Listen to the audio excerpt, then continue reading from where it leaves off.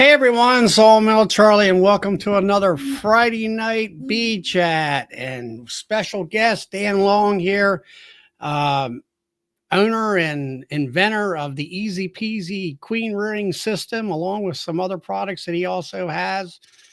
And Dan has been at Nobby. I think a lot of you maybe who have visited Nobby have seen him there this past January. I did too. Didn't have any intentions of buying anything because I really wasn't into cream wearing at that point in time. And I just want to say hey to Roy, and there's Todd from California, and we got Keith, and we got Tom, and we got Clay and Mark Miller, Queen Rearer extraordinaire out there in I think it's Kentucky or Tennessee. And then we got Brian from Castle Hives, and Jack and Danette, and then there's Mike, Jonathan. So welcome everybody, and we are going to have a great night tonight. We're going to have some questions and answers session. Dan, yeah, there I go. Dan here's got a PowerPoint presentation for us and everything, and so welcome, Dan. Hey, thanks for having me on. I really appreciate it. Yeah, no problem. Like I think everybody's seen some of my recent videos. I bought some of your equipment, the cages, and been using them. There's Ernest from over there in Pennsylvania, and they have really worked out well, and they have really made my life as I'll say, new queen rearing beekeeper. Uh, After a hiatus of about 3 to 4 years, a lot easier, a lot less stressful, banking my virgins in the cell builder, using your cages, and also having them hatch the queens in the cell builder. And uh, recently, we've had a lot of rain here in Maryland, and there's been a lot of cold weather at nighttime. It's gotten down in the high 40s, and that's where I've been transferring my queen cells to the incubator, let them go on for about 2 days before they hatch. And the first time I used your stuff, I let about 8 or 10 queens hatch. One of them hatched early on in the morning, which she starved to death. I put those other queens in JZBZ candy cages. And then the rest of them, I was going back and forth to the incubator. I'm like, why am I doing this? So I took your cages, put my cells in there. Had bought a medium frame banking frame parts for the, and I put all the cages left, all the cells that were left in cages, in your cages, put them on the banking frame and put them in the cell builder. And then we had a couple of days of rain after that. And it just like I didn't have to worry about anything. The bees took care of everything for me. And I kind of got my idea from Ryan Williamson over in Virginia. He's a queen breeder. And I seen it in his video, and he was talking about letting the queens hatch in that banking frame and getting fed instantly as soon as they get out of the cocoon. And they had a much better healthy look to them. And I actually seen it in my own hive where they were in there for 3 or 4 days. The queens were probably about half the size of a mated queen. So I think that is a huge impact on queens when it comes to them getting fed immediately after they've been hatched out of the cell builder or queen cell. I Uh, love hearing about your success with that. That's awesome. yeah, well, it's a reduced stressor. It's like, okay, what do I do? And then it's like, okay, I learned to bank the queens, and then I can make up 2 frame mating boxes, when the weather's correct, or it's finally not raining, and kind of like on my time frame, let's say on a weekend type of thing. And but like I say, we've had well, this week we had a stretch of weather of about 5 days of good sunshine. That was the first time we had that in, I don't know, 3 or 4 weeks. And now it's going to rain. It's supposed to rain tonight. It did rain a little bit this afternoon. It's supposed to rain tomorrow. It looks to be scattered. I looked at the radar myself. It looks like to me the stuff is going out into the Atlantic Ocean. So Yeah, hopefully, we've had a ton of rain down here in Georgia lately. This yeah. spring's been really wet. Well, it's also it has washed our honey crop out. I mean, locust poplar trees, they're done, and I don't think I got these are the most recent hives that I have behind me there. I do a lot of demery work on that stuff. I have a hive lifter and stuff, and so, I've been grafting. I grafted on this first great big old tall hive right there. And then she finally died on me here about a week ago. So I just took one of the queens I grafted off of her and just put her right in. Hopefully that will take care of that situation. Hey, Brian from out in Colorado. Good to see you. He's one of the folks that comes out to Nobby. And there's all that. So, well, let's go. Everybody, I am not going to drop the link right this moment. Dan has a PowerPoint presentation about his equipment and stuff that he sells. And we will go through the PowerPoint presentation. And then after that, either somebody you can chat or put the questions in the chat, and I'll drop a link up so anybody who wants to come in on the video part can do that also. So go ahead and hit the share button, I think, or the present button.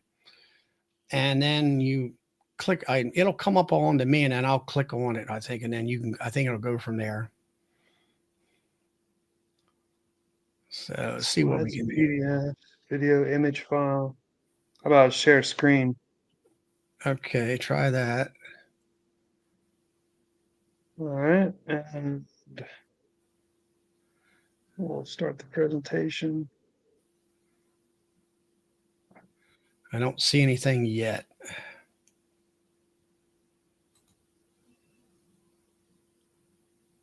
Give me a second here. Working my way through. I'm used to running Zoom. Yeah, I know what you mean.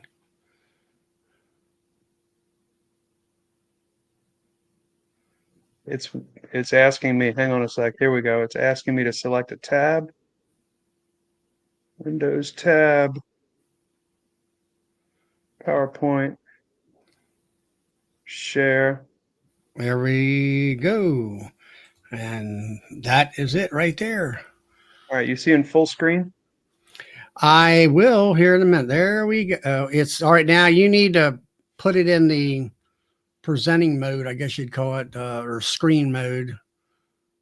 Yeah, I did. Down at the bottom, the little thing that looks like a screen there next to the slider button. See it? Show presenter view. Is that any different for you? No, not yet. You go to the PowerPoint, go to the right-hand side of your screen, the bottom. Yeah. Right there. Click on that. All right. You got the slideshow now?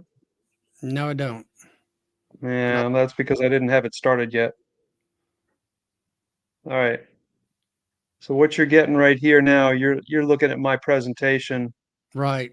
as I would work on it, right? You see Yeah. EZPZ, but you also see all my other stuff. Correct. Yeah. Off to the left. It's because Do it's you not need to giving me the share option. it a different way? I'm gonna try. We should have practiced this before. Yeah, I guess we should have. Hey, Darren.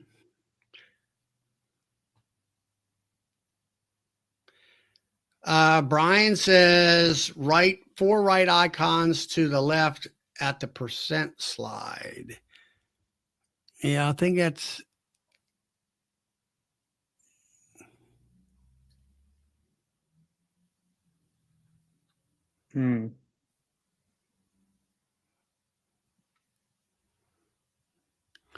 Well, if you say present under Brian, should he use image file or slides and PDFs?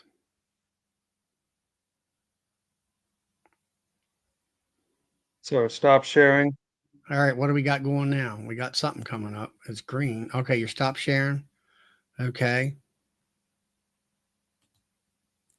Google Slides, my computer. Nope. Brian, if he does present, does he use, looks like a book?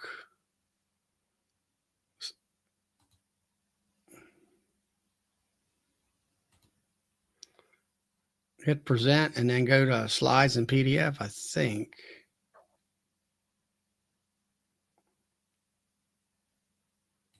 Try that. I think you have to have, Hang on.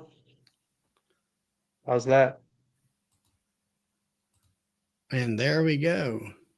You seeing a full Now, screen, easy now peasy? we're, now we're seeing a full screen. We're in good shape now. All right, great. That was better. It just only took me 10 minutes. Sorry about that, folks.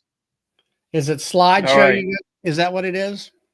It's a PowerPoint presentation, but it basically it's just a No, photo under album. presentation, did you click on slideshow? I learned how to start up the presentation and then go back to StreamYard and select the tab that I needed. I Okay. didn't when I was starting up the presentation, I couldn't get there. Okay. Anyway, Anyway, go so ahead. my name is Dan Long, and I've been a beekeeper officially since '96, but I've only been serious about it since about 2011. I currently keep about 50 colonies in 3 yards in northeast Georgia, just outside of Athens, Georgia.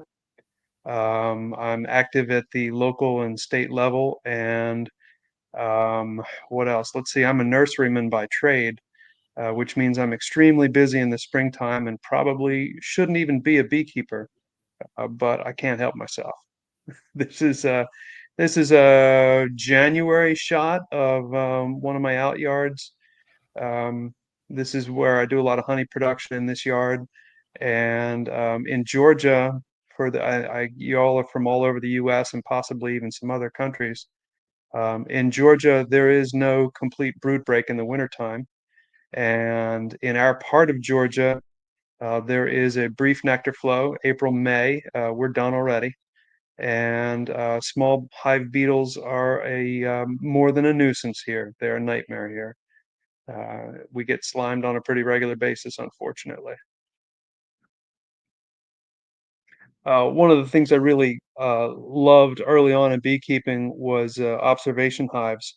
I have designed and built a number of them. This is my office window at the nursery where I get no plant work done because I'm watching my bees all day long. I've built a number of observation hives. This is a public outdoor observation hive with insulated doors at the Dunwoody Nature Center. And they've struggled to keep bees going in it, but I think it was their supplier, not the design. This is one that was very successful at the new Gwinnett Library in Duluth, Georgia.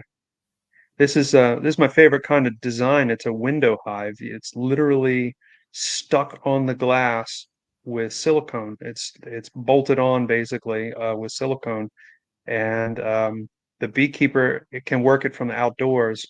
The inside facility has a decent view of a one full face. Anyway, that's not why I'm here, but I love observation hives, and it kind of shows that I'm a tinkerer with beekeeping, as many of us are. Another tinkering thing that I do is I work out efficiencies on honey harvest, and this is something I just did last year for the first time. This is a giant hopper that has a valve at the bottom of it and one of those really, really big screens. You can dump an entire 4 gallons into that and keep your extractor running continuously. You don't have to have one of those little bucket top sieves. That looks really nice. Yeah, I was a little afraid it was going to be top heavy and fall over and do all kinds of make a nightmare mess. That's a commercial kitchen where I have a certified honey house. And I was afraid it was going to be a mess or it just wasn't going to work out right because there's about 150 involved in investment in that. It went great right from the start. Hmm. So another tinkering thing I do, I started raising my own queens and built some mating nukes. I call them birdhouses because I actually put them on posts on poles. I should have put a picture of that here. Um, but I decided to make feeders out of in the back out of these little jugs that are used for shipping fresh foods to people because they're food safe and they only have water in them and they've only been used one time. But if you look closely, you'll see I put a ladder in there using screen. And if you look on the left, you can see the screen Mhm. was it was difficult to make and difficult to get to work inside these little flat jugs. So I had a friend of mine, Ryan Forsman, uh, 3D print these ladders for the feeders, and it went really, really well. And Ryan actually has a little business doing 3D printing gadgets. He sells them on Etsy. And he convinced me that I should get a 3D printer. And that's my son Ezra. Years, gosh, has it been that long? He looks so small now. He's 6'1" now. Um, but I got a 3D printer based on Ryan's recommendation. And if you look at the picture on the right, you can see kind of some of the messes that I made. It's not entirely simple. There's a definite learning curve to 3D printing. Um, but I learned that there are a whole lot of things available, what we call STL files. That's the 3D image file that you work with, available either for pay or for free. This is Thingiverse is a website shown here in this picture, and all of these are completely 100% free. And Yeah, those are, yeah. go ahead. Castle Hive there, which is Brian. He does a lot of 3D printing too, and Yeah, I know. Well, there are a bunch of us that are really doing well with that.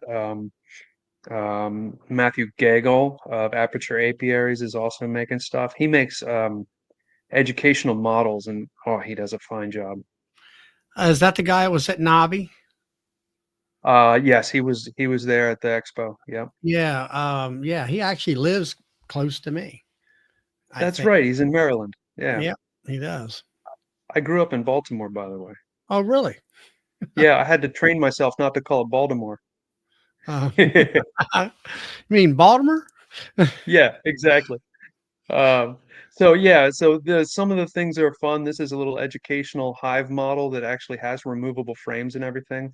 I modified it a little bit. If you notice, if you look closely, that's not just a queen excluder, that's actually a cloak board.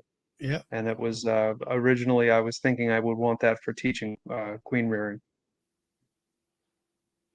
So then I learned that you can actually design your own uh, files. You can create your own 3D images and make things. And this is one of my early designs. This is I call it the easy checkmate. The idea was that the easy check for Varroa could potentially drown your queen in the process of checking the mites. And I thought, well, what if you could have something with queen excluder size that would trap the queen so she wouldn't be subject to the drowning process in the testing. My model didn't work very well, but I know that there is now actually a product on the market very much like this Yeah, that that would works be with easy. um what's his name? Laura Robbie Rob Laura B or Robbie B's. Yeah, he's working on something like that. He's also in Maryland, isn't he? Yeah, he's about 20 minutes from my house. Yeah, a lot of Marylanders doing good stuff. And I made stupid practical stuff for around the house and toys for my kids. I printed Lego train tracks for my son and things like that. There's so much you can do with 3D printing. This is just a little bracket I designed to hold my swarm pole, my swarm catching pole. But then I got into more of the actual beekeeping stuff and the queen rearing stuff. This is like a queen pipe, but instead of running into a long slender tube, it runs into a 3-hole cage. And the idea being that you would trap the queen just like you would with a pipe, and she would eventually make her way up into the cage, pop the little bracket thing off, and close her in. And at one point, I was making them out of clear plastic, and I um, I made them for various different types of cages, the Cali Mini and the JZBZ cage and whatnot. I don't make these anymore, but that was a fun beginning. You can see the design is a little rough. Mhm. Then I turned my sights on queen rearing for real. I love the JZBZ cell cup. It's reliable and consistent and works well with grafting. I never was good with the Nico system, but it presented the problem of not having a cage. And as I mentioned before, I'm a nurseryman. I'm very busy in the springtime. I sometimes miss the mark timing wise, and sometimes queens don't watch the calendar themselves and they'll emerge early. Right. Independent of your grafting quality, they can surprise you sometimes. I've even heard of genetics that will be a day or two early. And so, like so many beekeepers before me, I tried to work out different ways to work with a roller cage. I made little wire cages. I think I even modified, reamed out some 3 holes or Cali minis. I tried a bunch of different things, and then I realized, hey, I can turn my 3D printing skills to this problem. And so one fall, I started doing different versions of the roller cage and trying to figure out what would work with the JZBZ cup. And it was going okay, but it ran into some issues with the design. It was probably, I call the current design the Generation 7, but it's probably been about 50 different prints to get to where it is right now. As you Mhm. can see, one of the goals was to be able to put the cages on every cell cup on a JZBZ bar. And so the dimensions had to match up properly. And that wasn't easy because those cups are almost, the rims of those cups are almost touching each other.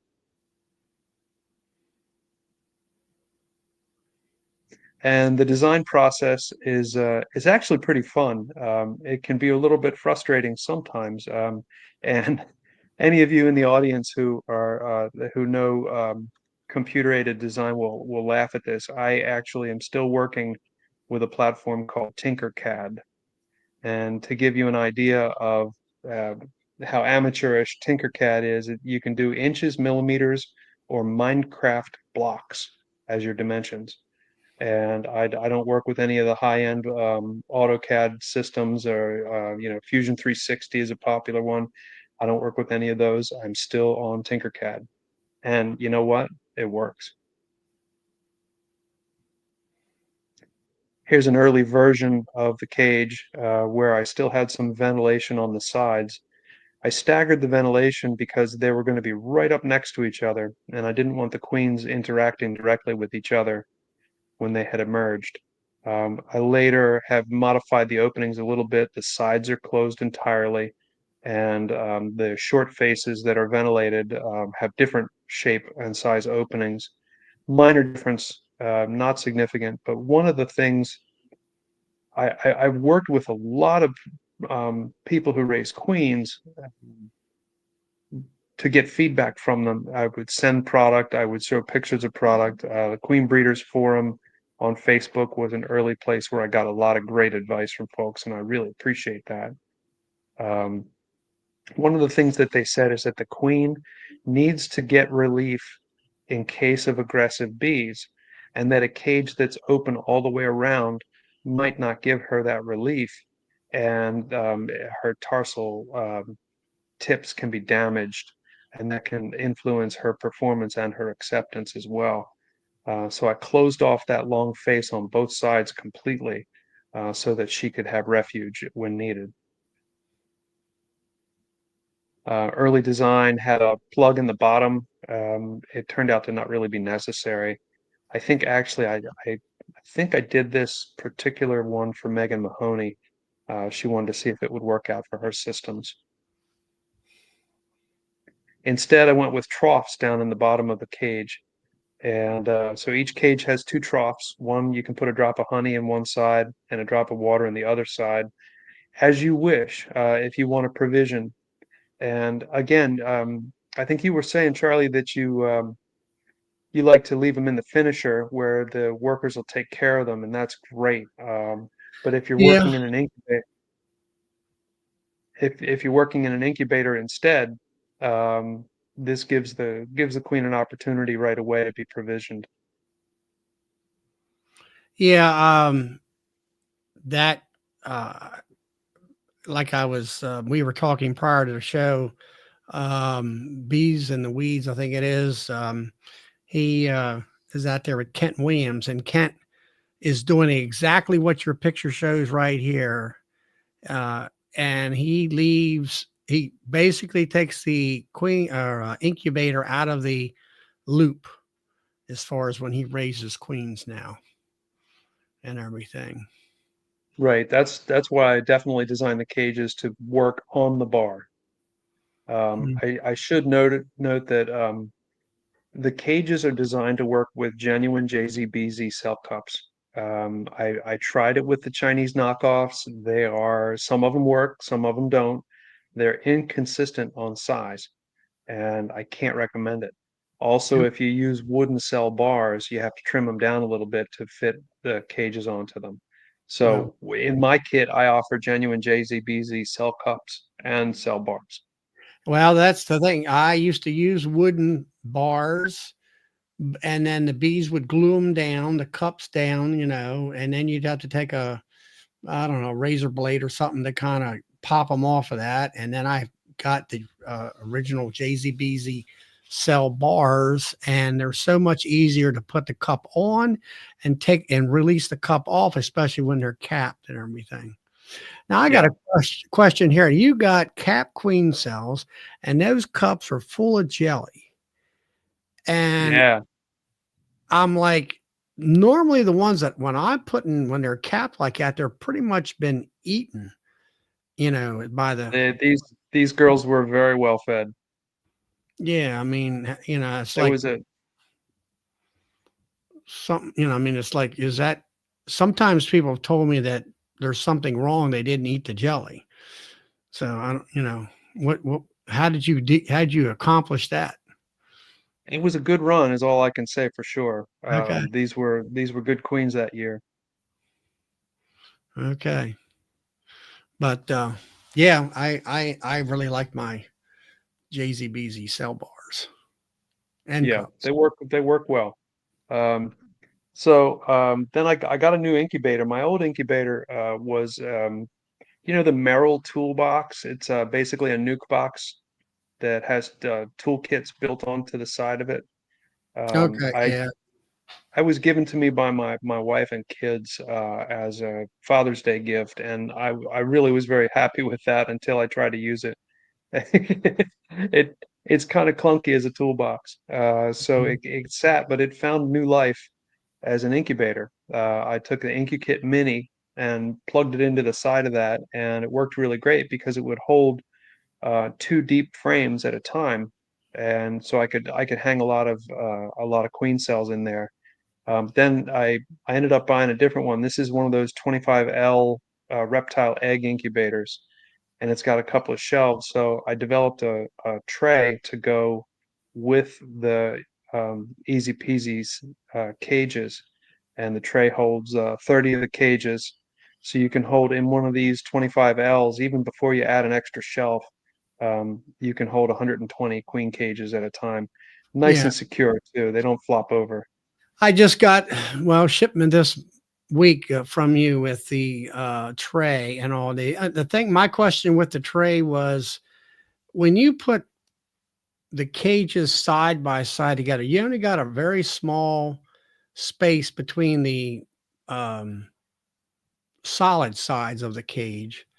I mean, well, I guess my question is I always feel like there needs to be airflow through the cages.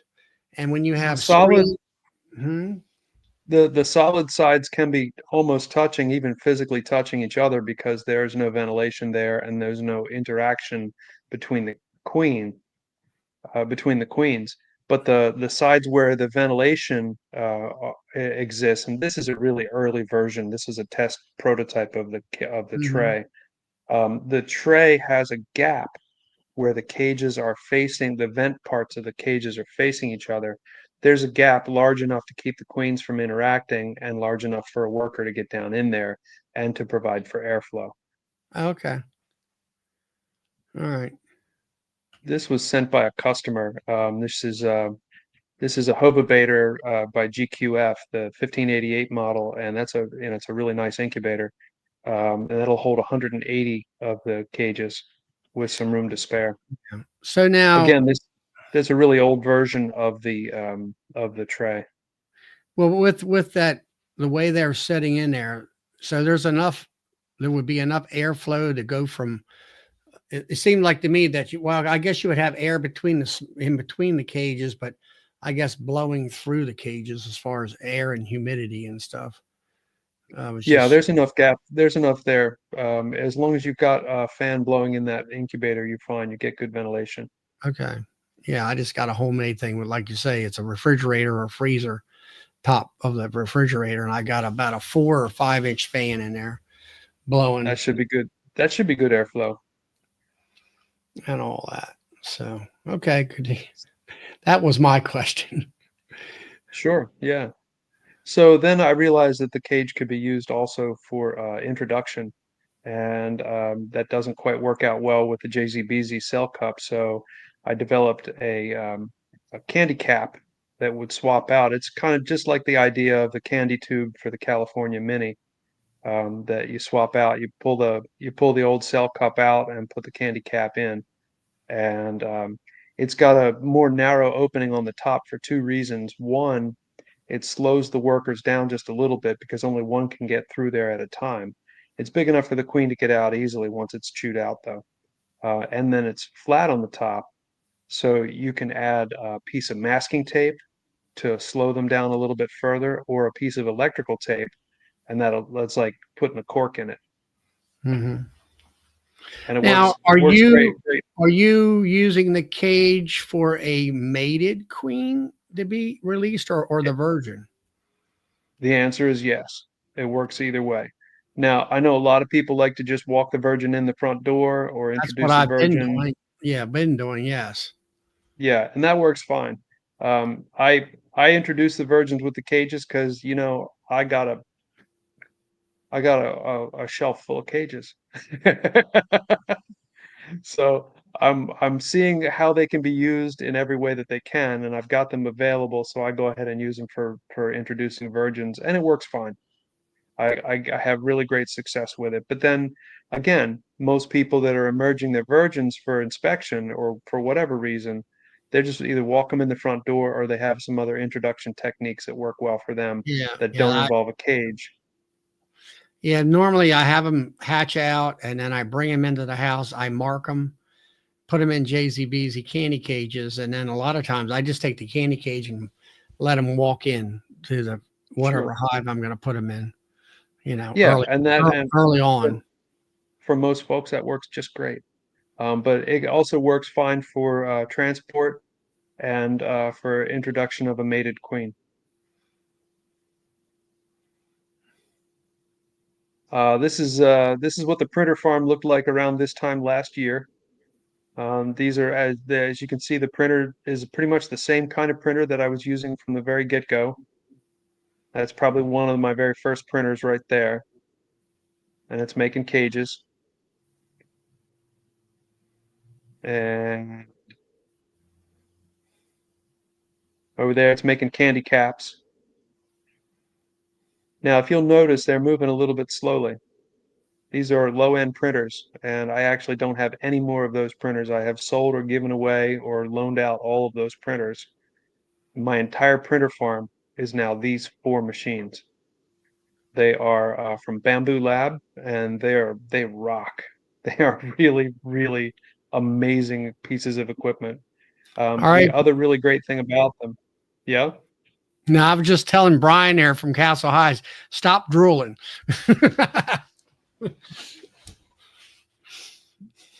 Oh, it wouldn't surprise me a bit if he's got a Bamboo Lab printer. They're really, I mean, they're not incredibly expensive. They're a lot more than the what we call bed slingers, my old pharma printers, but they're worth every penny. They are accurate, they're consistent, they're little tiny factories basically. The Hmm. other really great thing about them was that they really facilitated being able to work with a better plastic material more consistently. The old prints were done in what's called PLA Pro or PLA Plus, which is fine, but it's not a durable product and it's not UV resistant. I'm working entirely with PETG and now have started working with PCTG as well, which is UV resistant, higher temperature resistant, much sturdier product entirely. Yeah. It's a significant upgrade. And fortunately, because I'm buying in bulk, it's not really costing anymore to purchase the materials. Yeah. Brian says he's got two of those units. Yeah, And they're fine machines. And I was reading your bio or about you were talking about the printing, I guess just the finish of the product, and you were saying about yeah, you could do it better, but see, I when I looked at your cages that I bought, I'm like, these are fine looking finishes on these. Is that because you upgraded the machines that give you that better quality look? They're cleaner printing by far than the old bed slingers were. They could be even finer. There are a lot of different settings that you can do on the what we call the slicing program that takes that 3D file and turns it into little individual slices that the printer then reads and deposits down. You can dial it in to very, very fine limits. You can use different nozzle sizes. What I have is a good balance between production and quality, where it cosmetically may have a couple of little imperfections, but functionally it's going to work just fine. Okay. Here's a print job just finishing up. This is 60 cages. It takes an entire day to make them, which is fine by me because with the old bed slingers, probably 1 out of 5 print jobs would have a significant issue cosmetically, or the entire print would be messed up and not usable. These things are very consistent. They turn out product really nicely. I envision a day when people will have 3D printers in their homes, very much like we would have a washer and dryer or a microwave, where people will simply turn to their printer and make what they need. The little cubbies underneath the kitchen cabinet that I showed before, the bracket for the swarm pole, dustpan. You can print a dustpan. There's the little odds and ends household. I picture it's going to become a common household appliance within probably the next 10 years.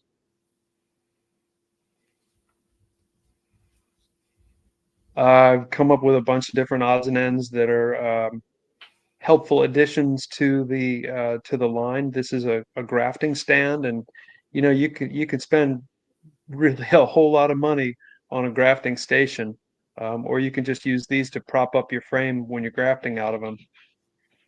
Here's that in action right now, and that stand can be propped up 2 different ways, so you can go steep or shallow with your grafting frame. And all of it's come together into a full kit, which I'm really happy to be able to provide that. I became a JZBZ vendor in order to be able to get the cell cups and the bars. So I buy them by the case, and that's a lot of cell cups. And the candy cap and the cage, and you can see the current version of the tray is there on the left. It's a much cleaner print than the old one used to be.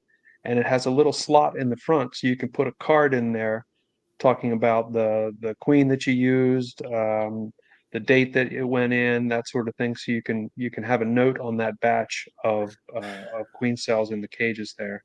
Yeah, that's the Um, I was going to ask you about that because I seen that in my tray that I got with my kit, and it was like, what's that for?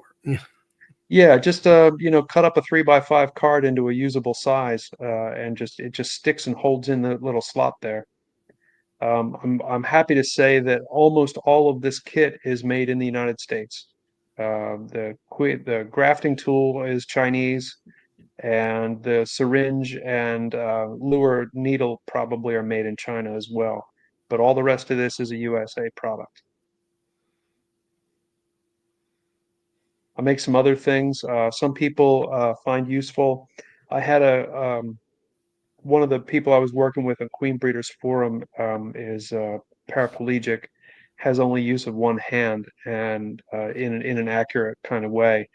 And so I came up with this idea. It's kind of like the one-handed queen marker in that there's a hole in the bottom of the clear part, and you put that over the queen, and then you slowly, carefully push the plunger, kind of like a Star Wars trash compactor effect. And you push the plunger slowly, and it corrals the queen into the easy peasy cage. That's if you're not comfortable, or I have a friend who's a beekeeper and she has essential tremor.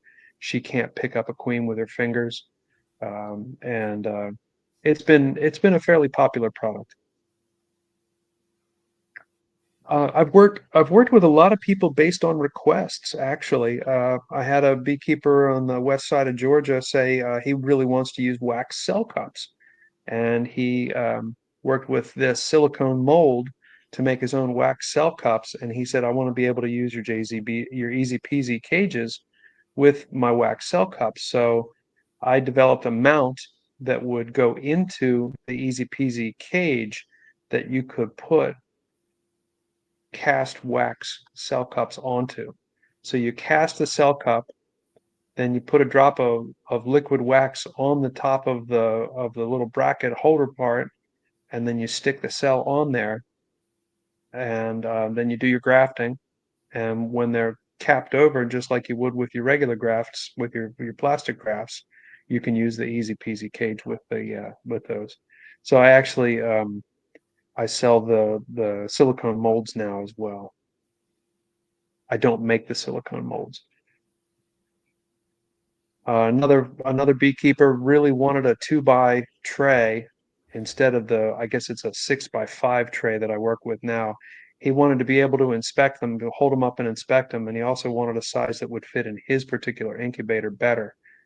So I always like working with people Have you got on that these on your designs. website? No, that didn't actually make it to the website, but That's it that was certainly could. if did you that's what I had to make I bought the banking frame which holds 20 in the medium frames that I uses, and I had 28 cells or 28 cages. And I'm like, I made a little wooden thing to stick in there, sit on top of the uh, frame bars so the bees would feed those queens. But that would be ideal for what I'm looking for any overflow of 20. Yeah, I should probably add it. It's an easy enough print job, and the configuration is suitable for inspecting to look at the queens without having to take each cage out of the tray to look at the queen. Yeah, I could do that too. But if Um, I, I like I say, if I have 20 if I got my frame filled up with 20 cages, the anything that's up to 30 that I graft, I can put the overflow on that and put that on top of my frames, and the bees will feed those queens when they hatch. Sure, So yeah, yeah. I could definitely use one of them. That's for sure. Well, I'll have to send you one. All right. Well, thank you. So I also did a promotion with Hives for Heroes, where I gave a portion of the proceeds of every purchase of this special American flag with a gold tray. It was a full kit, and I forget exactly how many of them we did. I think we did probably 30 of them.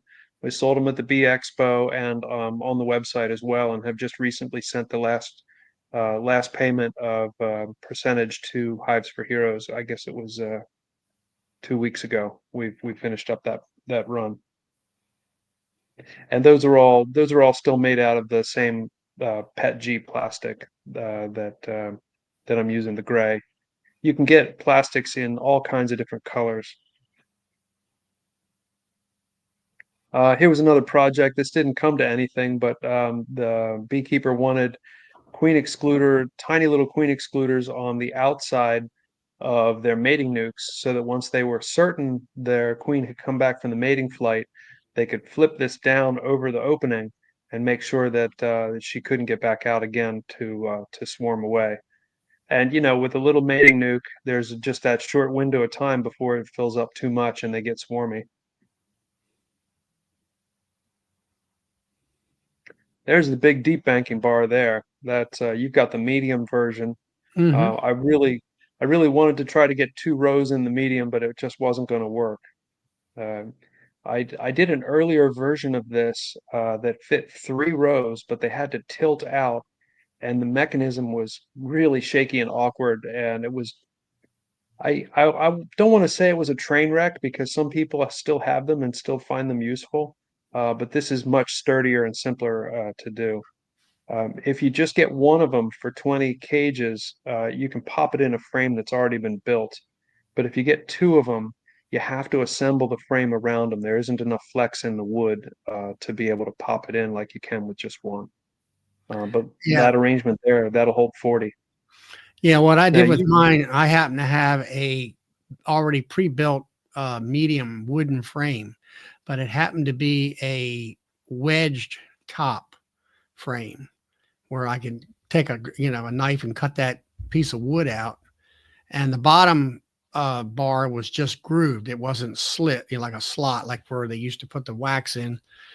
And I just laid your 2 frames in that thing, and then I put that piece of wood back in.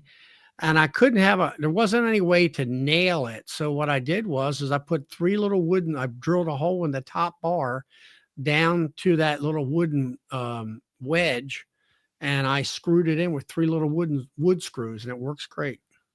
that's great. So you were able to pivot them into place of an already built frame. That's Well, all awesome. I had to do is on the top bar, there's that little it's already slit.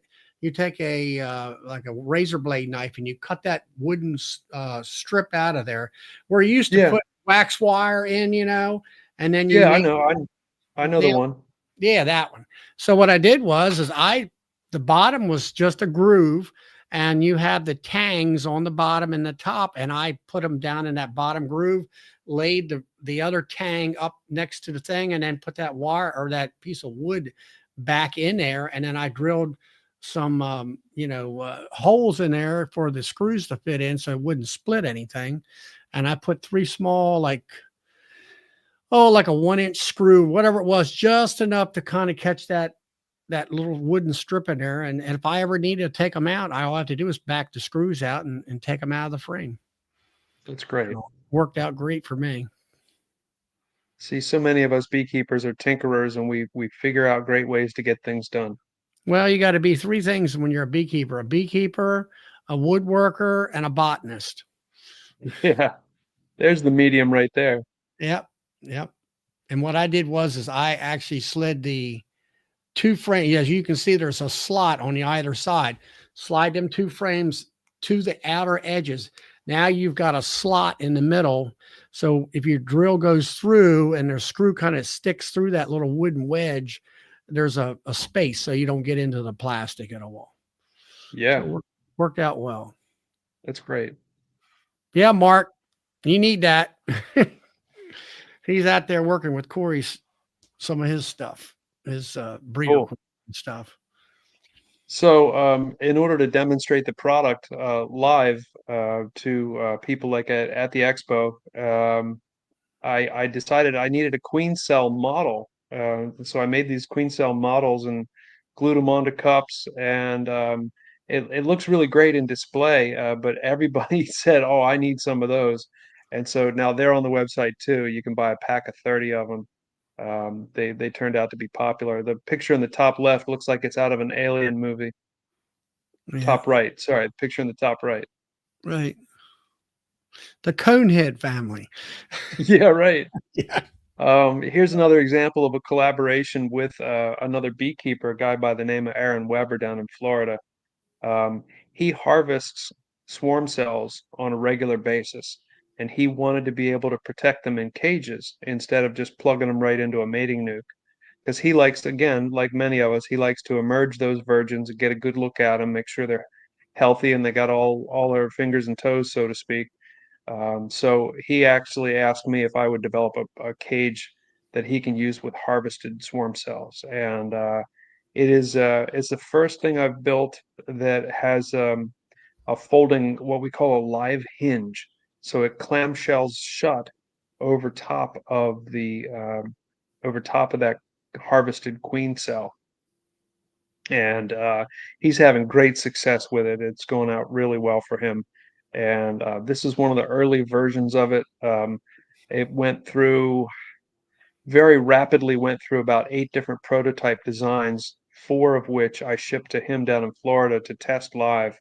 And we worked out, between the two of us, we worked out the plan. And I'd actually do this on a fairly regular basis. I've just worked recently with a beekeeper in Michigan on an insert from my incubator. I'll show you that in a minute. The tray has evolved quite a bit over time. And this was, again, by request. Somebody said, you know, that tray was better when it had the ventilation holes in the bottom of it. But those round holes are difficult to print versus squarer ones. So I remade the tray.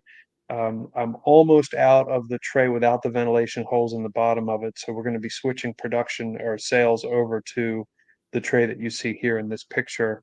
Probably, well, the way things are going, probably within a week or two, we'll shift over to these. Well, the cages, the regular cages up there, they don't have ventilation holes in the bottom that I know of, do they? No, it's not for ventilation for the cage. It's actually for bees. When you're removing, if you're holding this tray in and the banker in the hive in a finisher, or a queenless condition, Yeah. usually, you get bees crawling all over the place, and you end up squashing bees in the bottom of the tray cavity when you're putting the cage back down in. Oh, yeah, yeah, yeah, yeah. Yeah, I had a bee was in my banking frame like that. Yeah, trying to get him out of the darn uh, banking frame was sometimes a little bit of a pain, but not that bad.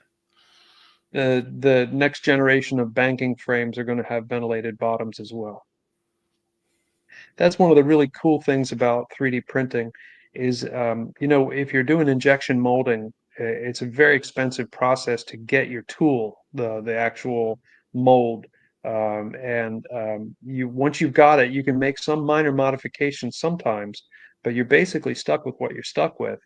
I can prototype something out and have it in the mail to the person doing the testing for me, or in my own hands for my own testing inside on just hours, and for no different cost, because you're just printing a different version of the 3D model.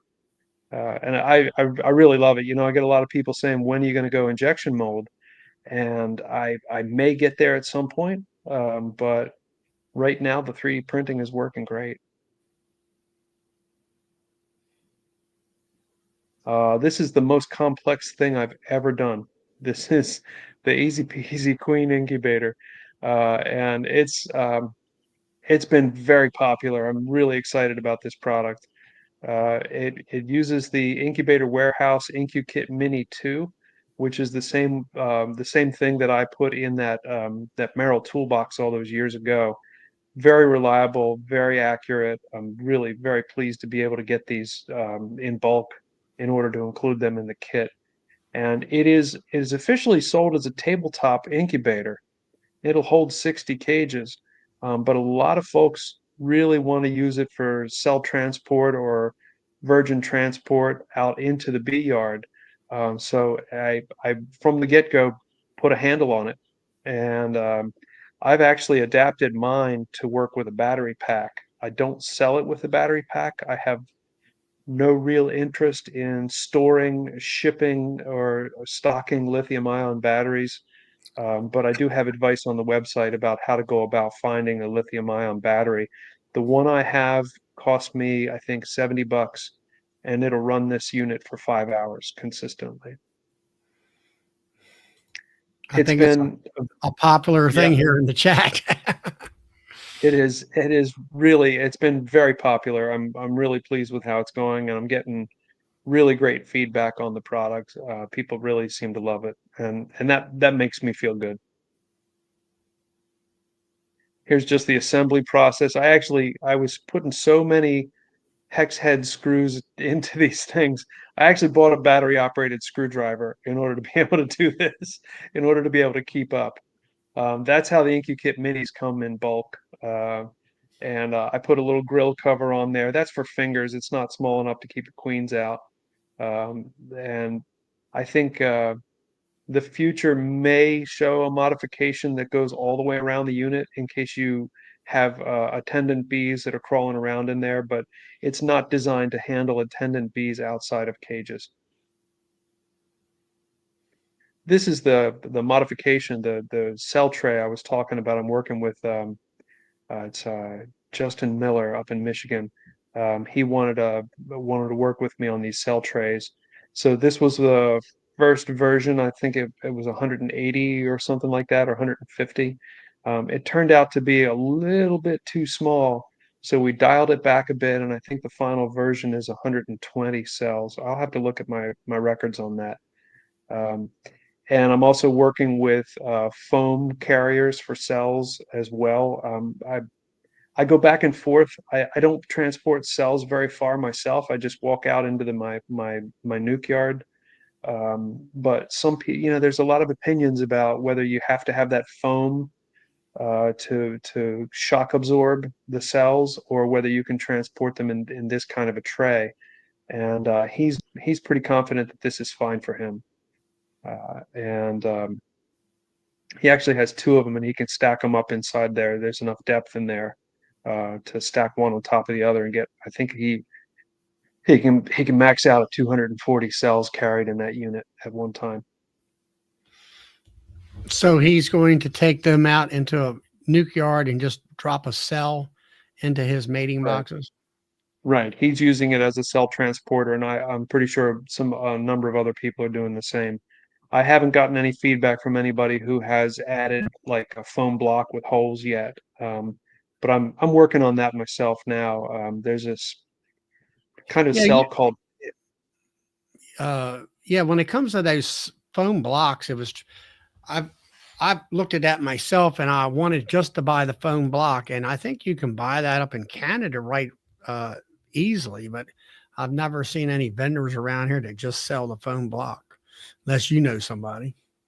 Well, I found it's called pick and pluck foam, and so it's got perforations so you can pluck out squares and in Mm, whatever shape you want, Glock, Sig Sauer, Smith and Wesson, or queen cells. And so if you pluck out every other one in a pattern, you can basically cushion your queen cells all around. I think I've got one that is like 42 cells and one that is 60 cells. You don't max out as well as you do with this situation here, that Miller wanted. yeah. But you can get a lot, and if you really feel that shock absorption is important, you can do that pick and pluck foam.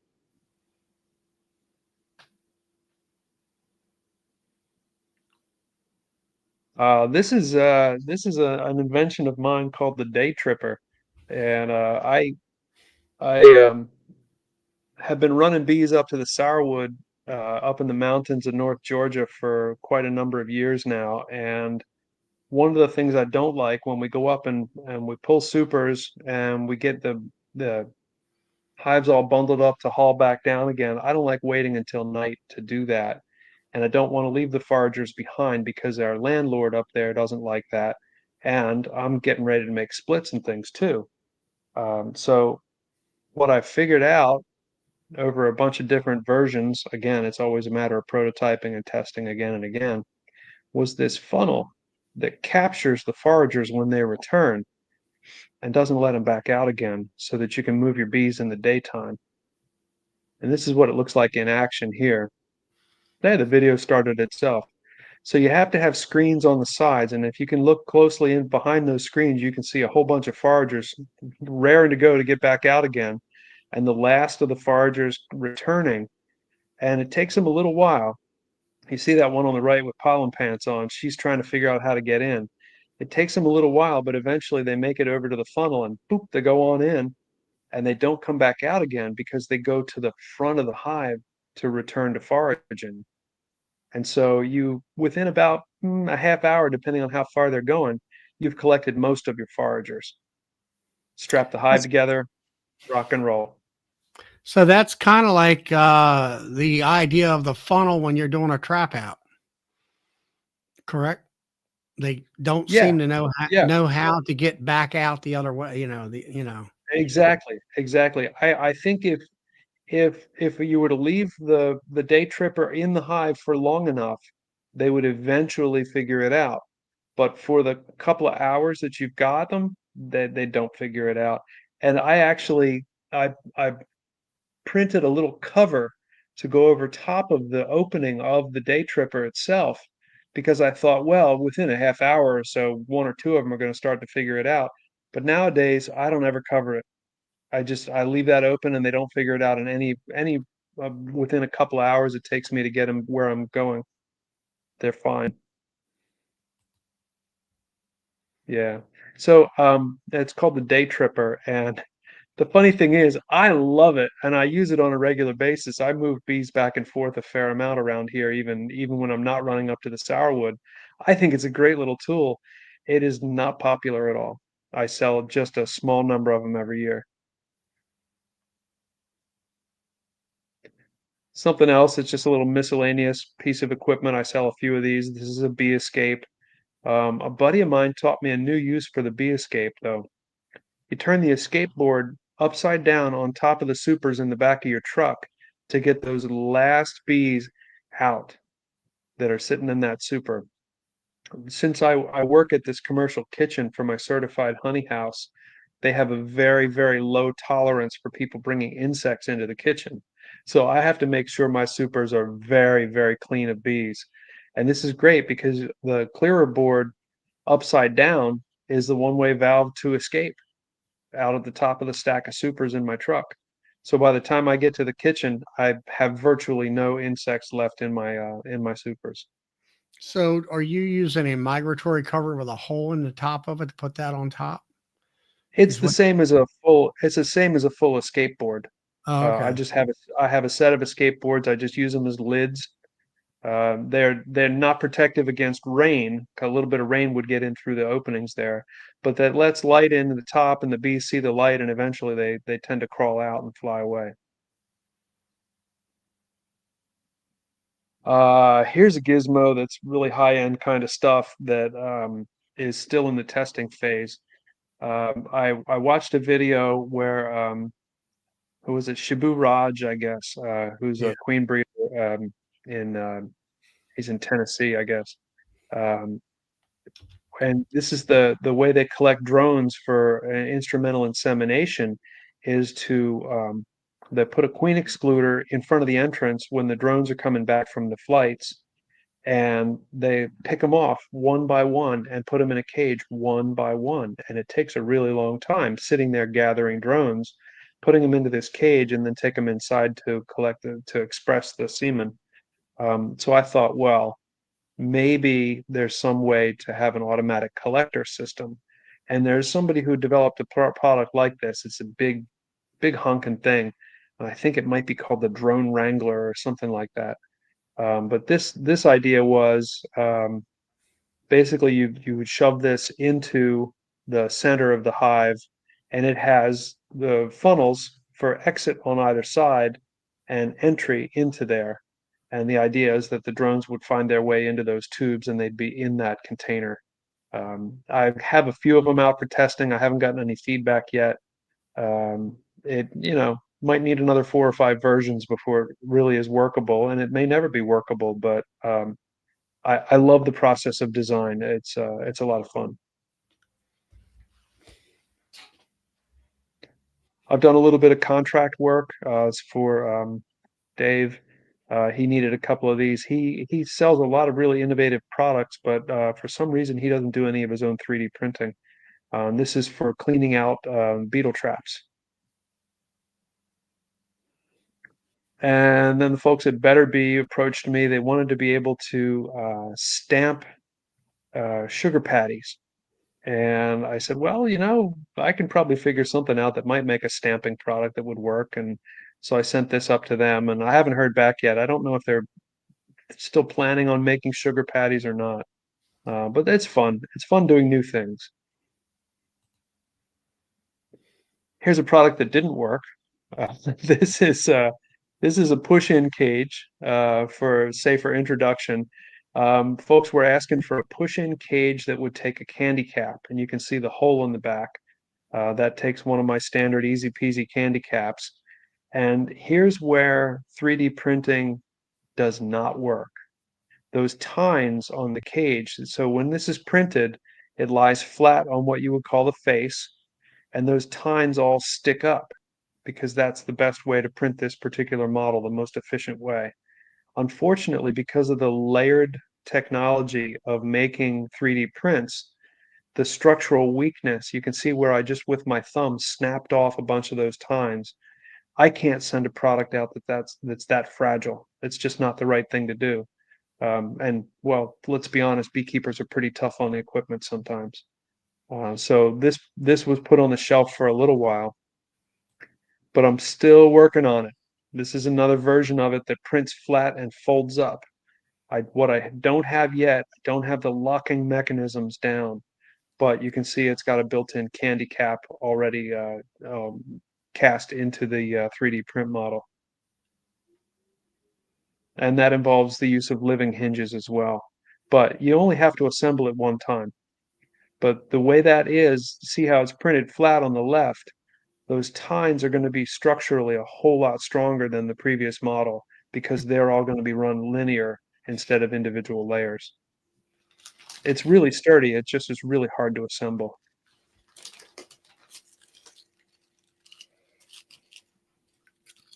Something I really love doing is sequestering queens for the artificial brood break in the summertime. Um, Here in Georgia, there's no need for a massive population of bees in the midsummer because we have a really significant dearth. And so I like sequestering. These are the Mozzato cages out of Italy. I'll sequester queens for 2 weeks, let them out, and then 1 week later, thereabouts, I'll hit them hard with oxalic acid vapor. And that does a really nice job of knocking back the varroa in the summertime because you've created a completely uncapped brood scenario. So I've been working on a version of this just recently. I've got one that's just like Mozzato, but this is a newer modification. It's not released yet. I'm still working on it. If those of you familiar with sequestration and introduction cages like this, will notice that bit of foundation print at the bottom of the cage looks like the Scalvini cage.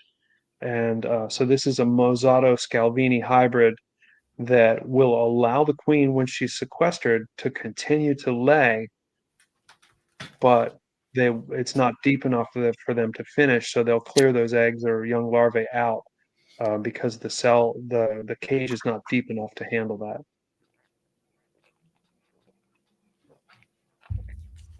Let's see, I'm down to miscellany. This is a filling bottling bucket with a cap holder because I want to organize my caps instead of having them flop all over the tabletop.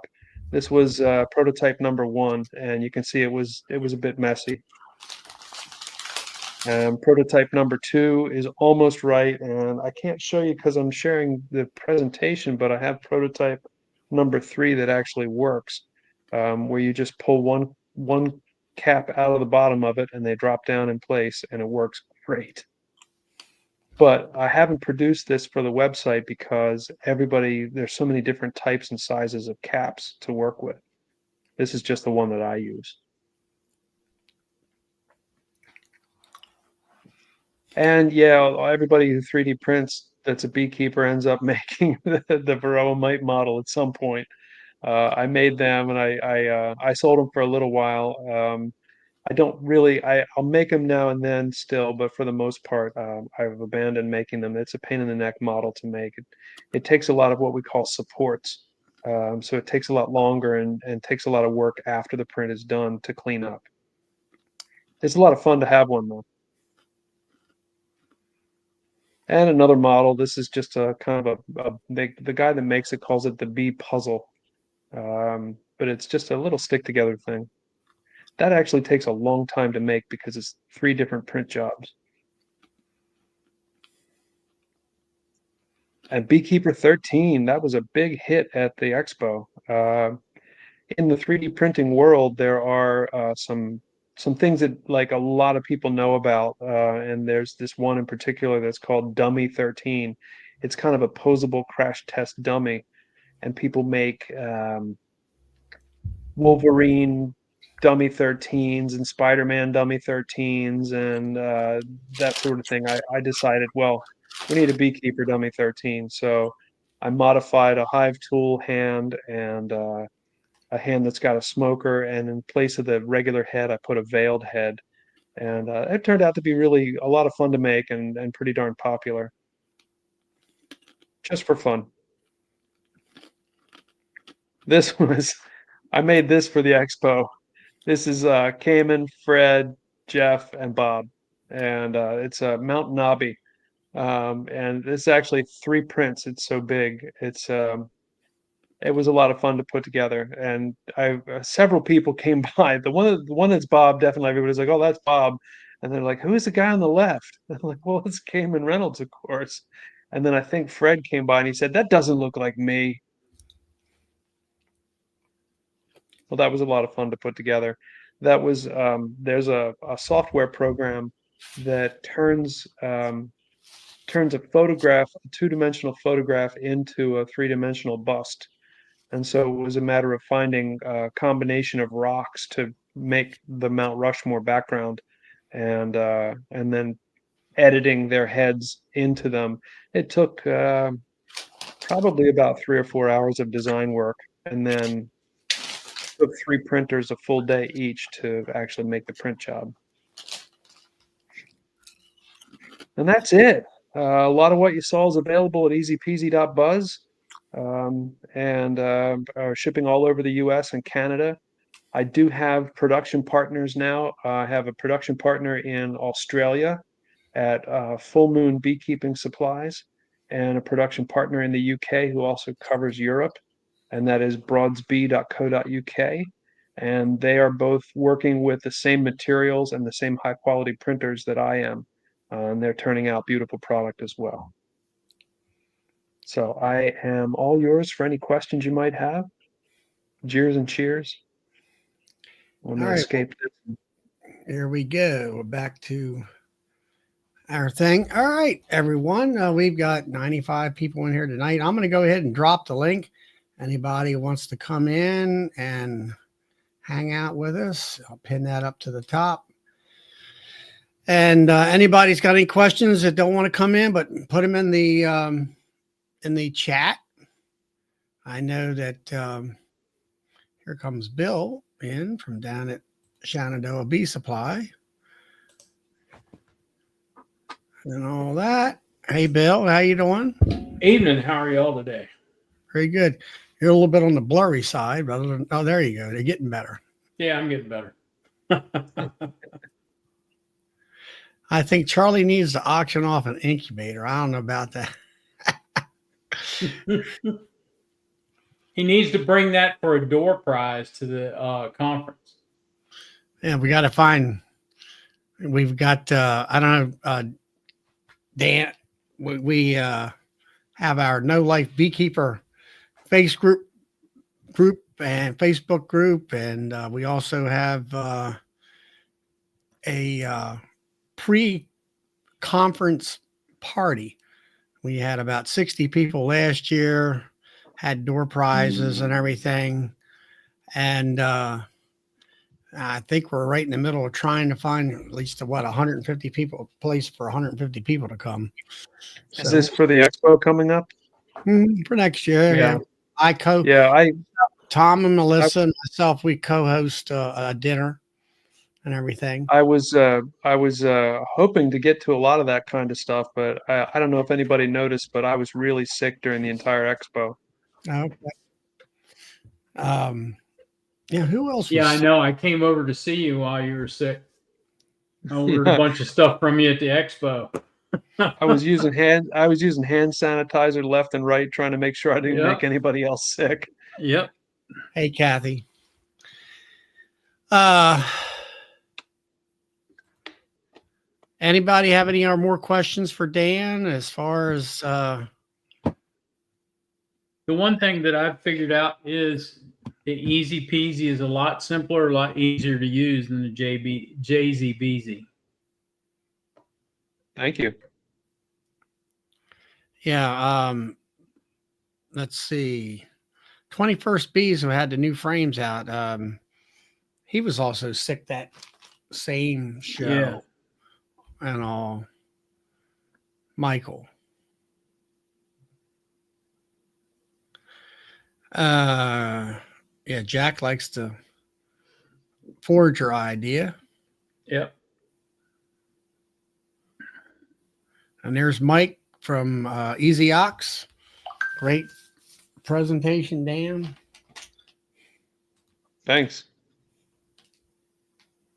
There's a question here. Are all the new cages going to be gray? I've been producing them in gray PETG plastic for quite some time now. And well, I probably shouldn't say it yet, but I'm transitioning over to clear plastic. It's been a bit of a journey trying to figure out how to make that work as well as the gray. But next year at the expo, I should have all PETG plastic and clear. Well, that is to say, anything where the queen is inside and needs to be seen, the banking bars, the trays, all that, that'll still remain gray. The incubator will be gray. But the cages and other parts where you want to be able to see inside as well as possible will end up being in clear plastic. And Brian there, he wants to know how, or where's it at here? There it is. He wants to know how long does it take a print in the incubator? The incubator, as it stands right now, is 4 print jobs, and it's a bit of a trick. I live 2 miles from my nursery, so I'll come downstairs in the morning with my cup of coffee and pull print jobs off that I ran overnight, and then I'll come back for lunch, and then I'll come back in the evening. And at each cycle, if I time it just right, I can use one printer to print one incubator each day, if that makes any sense. Because some of the print jobs take 8 hours, some of the print jobs take 3 hours. And Mark there, he sells hundreds of queens or versions and sells. He feels like he's been in the cave, been in the cave too long. But yeah, like I was saying earlier, Kent Williams, I was watching the video where he uses your cages. He likes putting them on the cell bar, leaving the cells in the hive, cell builder hive, I think it is what he was talking about. And he either puts cells in the mating boxes, I think a day or so before they hatch, or it gets to the point where he lets virgins hatch. And I believe he says he keeps the virgins in your cages for about a week, and then he puts, it's a rotation process he was talking about. I didn't have enough time to listen to all the details, but he's dropping virgins right into the back end of the hive and doing something about putting some sugar water or something on the cages to mask some of the pheromones out of their feet and stuff. That guy has got, Yeah. he is a walking encyclopedia when it comes to knowing stuff about bees. Yeah, he's waiting. He's holding those virgins until right when they're ready to go mate. So he'll drop them in and they'll mate that day, I think. Yeah, that's what he was saying. There was just so much of information that was coming out of him while watching that first 15 minutes of that video. And it's like, my gosh, it seems like he's the only one that knows all this very intricate information about how things really work in the real world. Yeah, And he's very knowledgeable. Hey, DC's bees is do you make that queen dial? Because I think I've got that queen dial. No, that's made by Brian from Castle Hive. Okay. Oh no, I meant it's a queen calendar dial. It's stamped metal. Oh, stamp metal. No. That's a different DC's bees. Oh, I'm thinking of DC's gadgets. That's who I'm thinking of. Um, the website, someone was asking, is there a link to the web DC's bees? Is ezpz.buzz, ezpz.buzz, which I thought was a really cool domain name, and Hilco uses it too.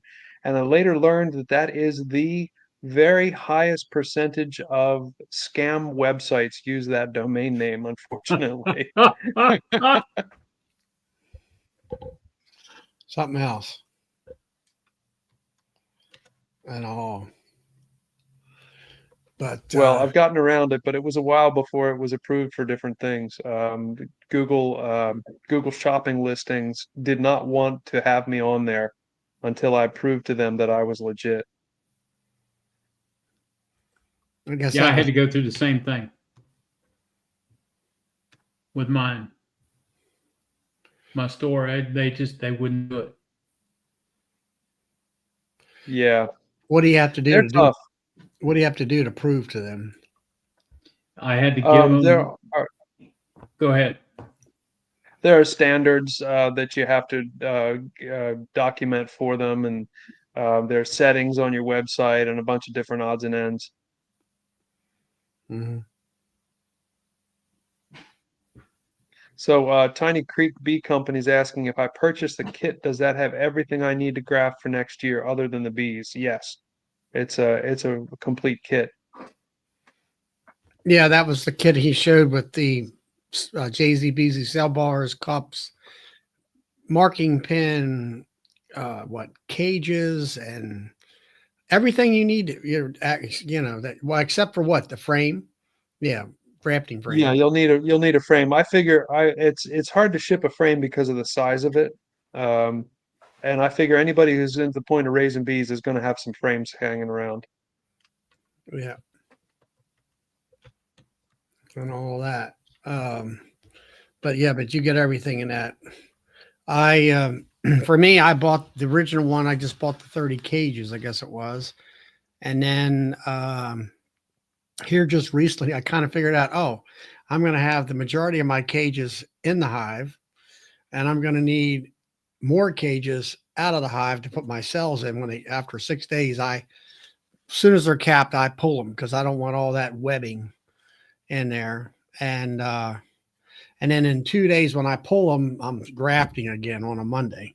So I went ahead this time and bought the kit that has the 30 cages, the tray, and you also get a syringe and everything with it, with a needle that's blunt on the bottom to inject food or whatever into it and Yeah, stuff. it's long enough, and that was a customer idea as well. That's long enough to get the drop of honey all the way down into the trough. I Mm-hmm. used to, when I just had the needle at first, I'd very carefully push a drop through the bottom opening on the side of the cage, and they said, just do this." And again, a lot of clever ideas coming out of beekeepers all the time. It's important to listen to people with ideas. Yeah, it helps everybody out. Honeybees, you want 6 incubators, huh?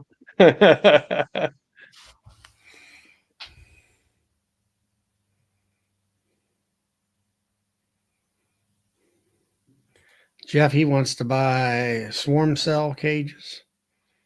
Okay. Via Honeybees has a custom Beekeeper 13 with their logo on the chest.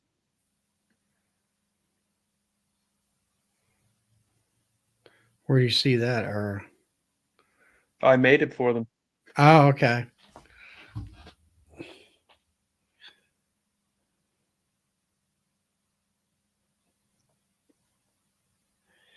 Let's see. Mark wants Do to I see the, Mark is asking, do I sell the brood break cages? I sell the standard cage right now that looks like the Mozzato. The hybrid one I call the Mulvini is still in testing. Okay.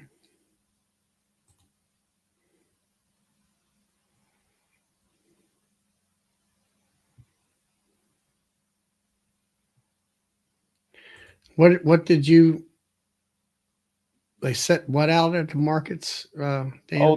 their custom printed Beekeeper 13. They set it out when they sell honey at the market. Oh, okay. Kids love playing with it. Yeah, brings them right in, so mommy can Yeah. buy honey. Yep. That's right. It's like having an observation hive when you have a honey market. I don't think he does, DC. Knock off. I don't think so. No, no. Um, I'm really happy with the JZBZ Cell Cup.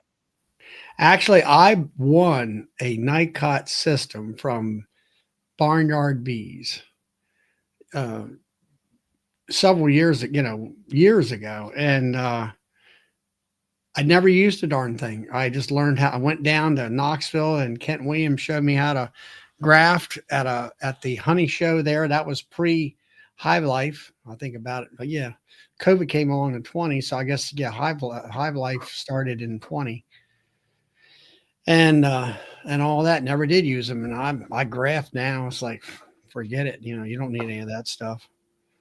Grafting is a lot more fun. Hey, Lynn. Hey, Dinah. Uh, any more questions for Dan? I'm trying to scroll back through and see if I missed any. I was trying to keep track of them. The Morris Homestead, does it come with a grafting tool also? Yes, it comes with a pack of 2 Chinese grafting tools, and I like the ones with the black tongue, and I don't know what kind of plastic it's made of. It's flexible, but it works better for me than I guess they're bamboo tongues in some of the models. I find it works better for me, so that's the one that I offer.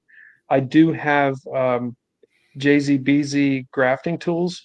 Nobody has asked for them yet, but they did sell at the expo pretty well.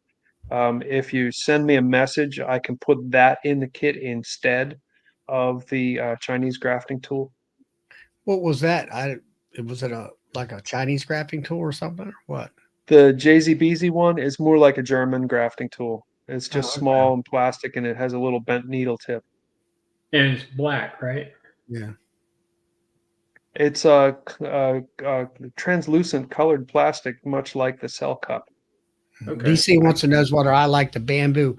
The Oh. grafting tool that I use is Chinese grafting tool that has I don't know whether it's plastic or whether it's a reed or what, and it's got the plastic plunger that it's white that it pushes off the larvae. Yeah.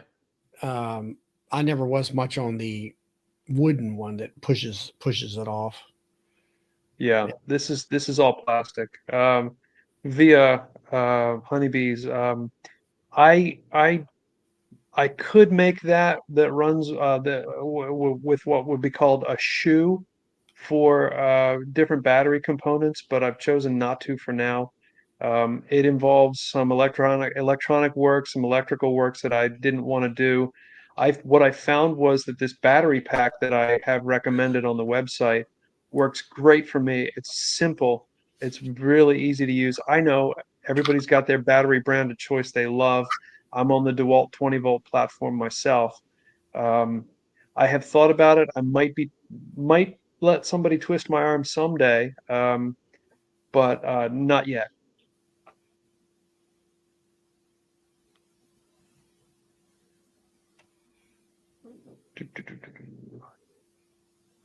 Brian C. bought the kit this year and really like how well thought out everything is. Thank you very much, Brian C. Yeah, he's down in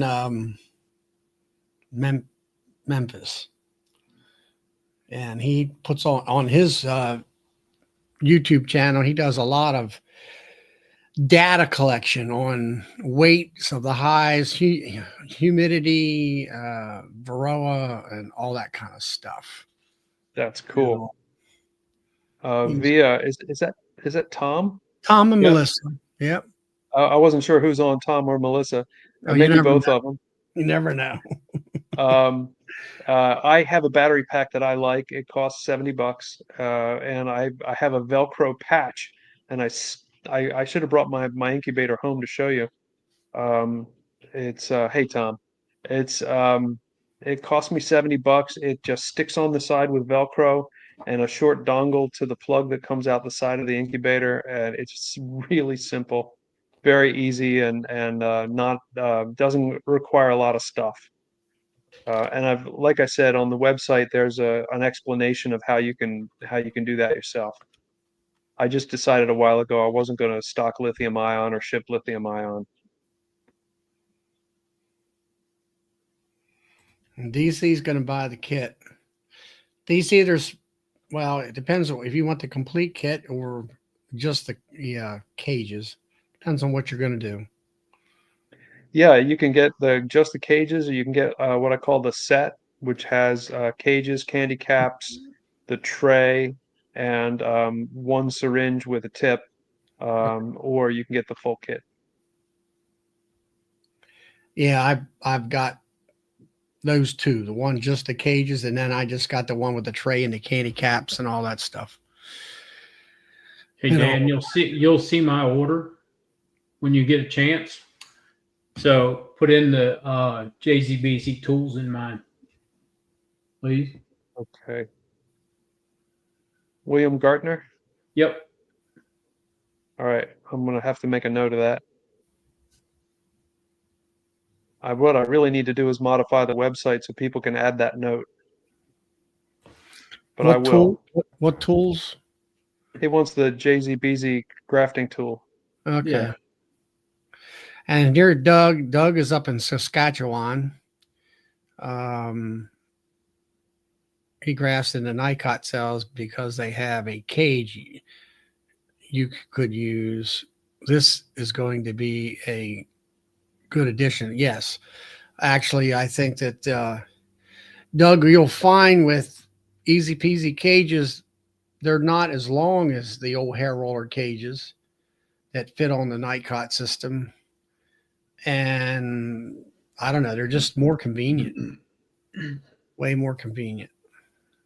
Yeah, I do. I do ship into Canada. It costs a good bit to ship, unfortunately.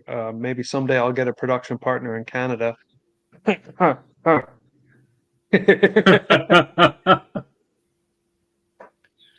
Ah, Yeah, cream. Tom, the Queen Breeders Forum has been absolutely wonderful. Getting a lot of great feedback from folks. Working through the different versions and asking questions about what different people do, because I know what works for me and what I like in my queen rearing, but it isn't necessarily what is going to be universal or useful for a majority of people, a majority of beekeepers. Yeah. DC might need a medium frame um, banking mount, I guess you would call it. Yeah, DC. If you have to get two of them in order to hold 20 cages. When your DEET's going to be back in stock? Are they listed as sold out? Yep. Oh no. Let me fix that right now. Give me just a second. I'll fix that right up.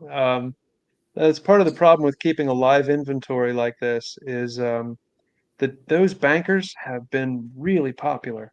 I was really surprised how well they're doing. Can Give me you just a add 6 second of here. those to my order? I can't, well, I can add them, but then I'll have to send you an invoice because we actually don't view or hold credit card information. So if you place another order, I'll refund that $8 shipping charge. Or I can edit the order, but then I'm going to have to email you an invoice.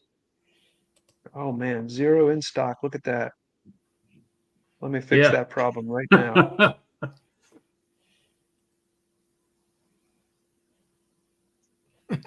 I know I've got at least 18 of them. I'm looking at them right across the room. I'm down in my print farm right now. There we go. They're in stock again. All right, so you want me to add them to your order? I No, can add them to your order right now. right now. Oh, you're going to go ahead? Okay. I'll Yep. refund that shipping charge and combine the orders. It might still ship in 2 boxes, but I'll refund that charge. Cool. And I'll make Well, sure you you, get a JZBZ needle. yeah, you need to look at your website. The one where it shows your 30 cages only, it says it's supposed to come with syringe. You don't do Yeah. that. Is it? It does that. Does it supposed to come with a syringe or not? Not for just the cages, no. And you got that The written in set there. the set comes with the Syringe. Yeah, I got the set. The first thing around was the cages, but look at yeah, the it says description. if you buy a set, you'll get a free syringe. And it's a link to the set. Okay. See, to me, a set is the 30 cages, Yeah, I should probably work on that wording. I should probably clean that up. Yeah, at the time I was looking at the candy caps, and I'm like, I really don't need them because I don't, of course, it's like everything else. You start using it, and well, we could do this with it, we can do that with it, and that kind of a thing. There's a question about the bankers. The banker is half a frame. So the deep banker will hold 20 cages, and if you get 2 of them, they will fit on 1 frame. But again, you have to assemble the frame around if you're going to do 2, unless you do Charlie's technique with a wax foundation frame. Yeah, isn't that called top wedge, Bill? Yeah. I just happened to have it, and I was like, well, that'll work. And it did. Worked very well. I love it. I just need to get that. DC's bees. You're talking about putting the banker in the center and foundation on the sides. I love that idea. Yeah, that'd be kind of like a Brad's story frame.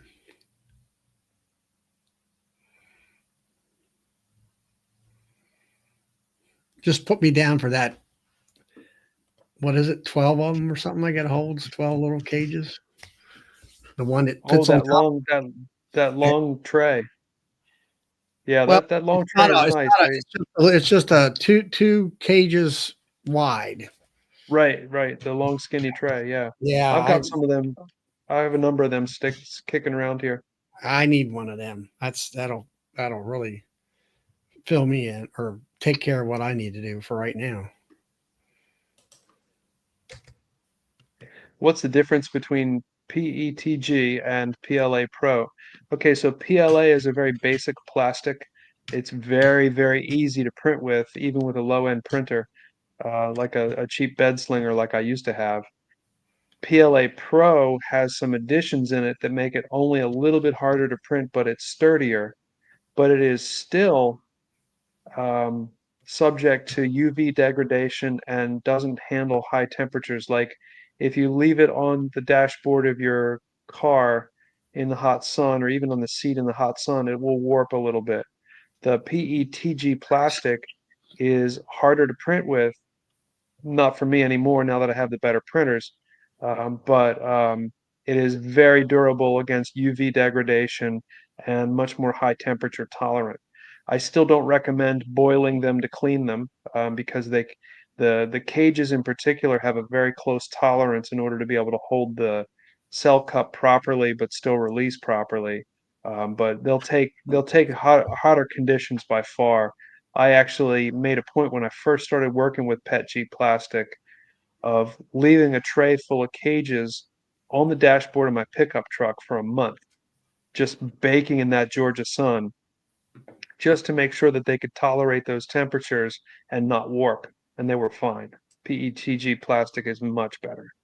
Hmm. And Tom wants you to get out there at Eastern Missouri, which seems to be a really fun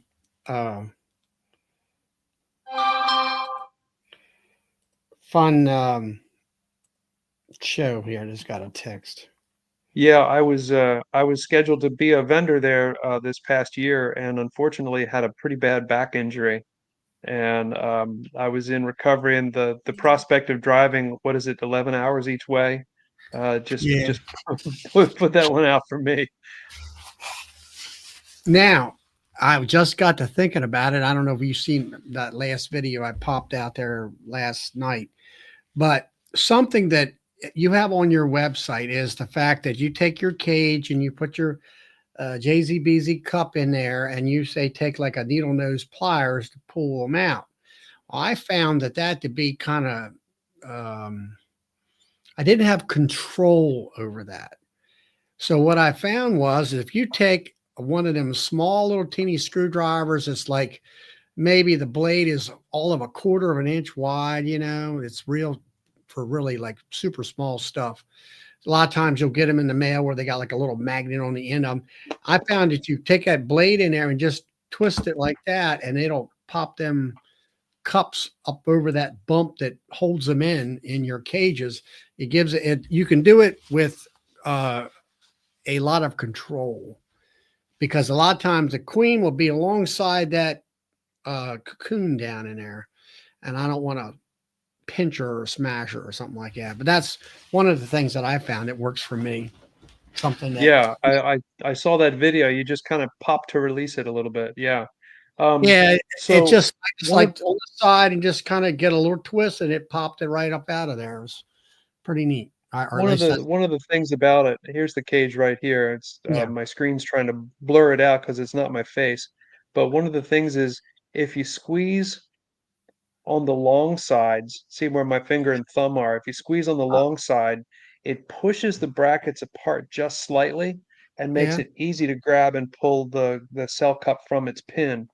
All right. It's just enough, but a lot of people don't have that finger thumb strength to deflect it enough to make it an easy release. In the Gen 8 cages that are coming up next year, it'll be easier to do that. But you could still use a screwdriver. Yeah. Yeah, Tom. Yeah, I'd like to come out there. I was looked like a really good time as far as the Eastern Missouri Conference. That'll be another. You say it's 12 hours to Louisville, and then I think it's another 3 or 4 out there to St. Louis. Maybe I'll have to fly out there. I'm not sure. I'm not much on flying, especially the way things are today and all that. So, anybody else have any questions, or it seems like everybody's getting ready to order a lot of stuff. I see a bunch of orders have come in, and I thank you all very much. I appreciate your support. Yeah, Tom, I'm sure it'd be worth the trip out there to Eastern Missouri. I like the small, close niche group of folks, and it kind of reminds me of the No Life Beekeepers dinner party we have, and where we get, Dan, we have this chat every Friday night, and there's other chats every night of the week that people host, and we've become friends from all over the United States and Canada. And for the folks that come to like Nobby, we get together. We finally get to meet each other in person, which is, to me, is one of the biggest reasons I like going to Nobby, is to be able to meet everybody that comes on the chats throughout the week and everything. Yeah, Melissa actually invited me, or maybe it was Tom. One of them, maybe both of them, invited me to the get together at the expo. Again, I was just too tired. I passed on Yeah, that one, unfortunately, and was yeah, we supposed to have go to Melissa. something. Yeah, Melissa found a room, and it wasn't quite what both of us were expecting size wise. And then We had about 60 some people there. And now, like I say, we're going to try to find a place that's reasonable where we can have, let's say, 100, 150 people come in and be more comfortable and be able to get to see everybody. You know, Darren is asking if there is a YouTube channel. I do have a YouTube channel. Unfortunately, I have great plans of making a lot of instructional videos and so very little time.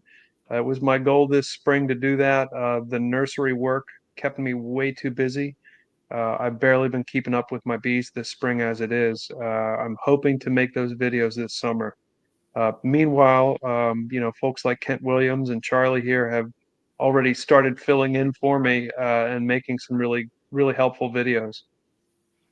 yeah, and Rick here, Sutton, he's a commercial beekeeper out in Kentucky. Lost a legend in the beekeeping community, Dave Meska. Wasn't he the beekeeper? I think I seen on Facebook where he was killed in a car accident out in Oregon, I believe it was. Yeah, he always wore a kilt and he played the bagpipes. Okay. And he was from up around New Hampshire or someplace in that area. Yeah. I think so. Yeah. Massachusetts. And Rick, I hope everything's going good for you out there in Kentucky right now.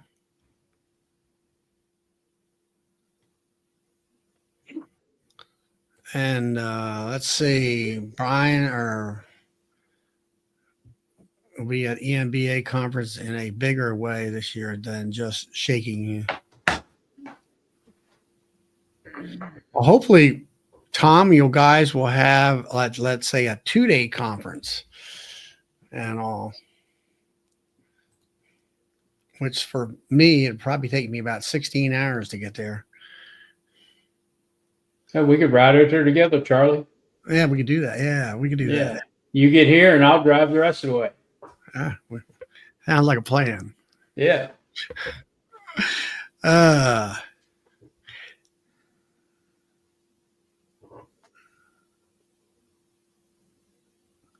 Okay, Rick says Dave Groveland, Florida. He's already down in Florida area. Okay. I need to organize a conference. I don't think so, Lynn. I had enough organizing bee club stuff, let alone.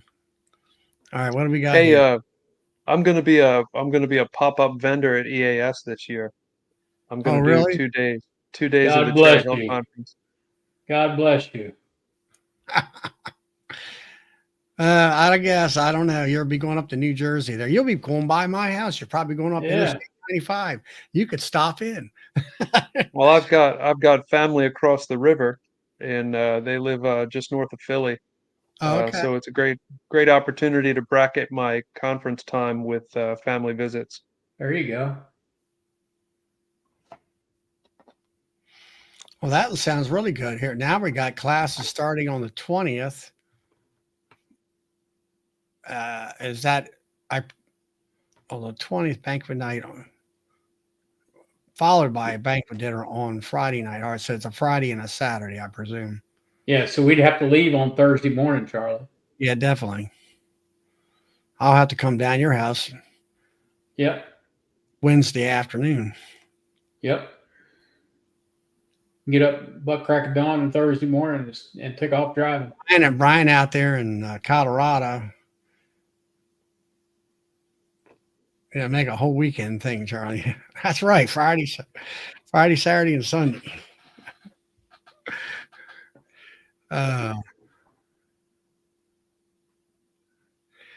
This is helped organize the conference. He can call it the. Okay. That's something I've come up with, everybody. The acronym stands for Self-Taught Hands-On Master Beekeeper.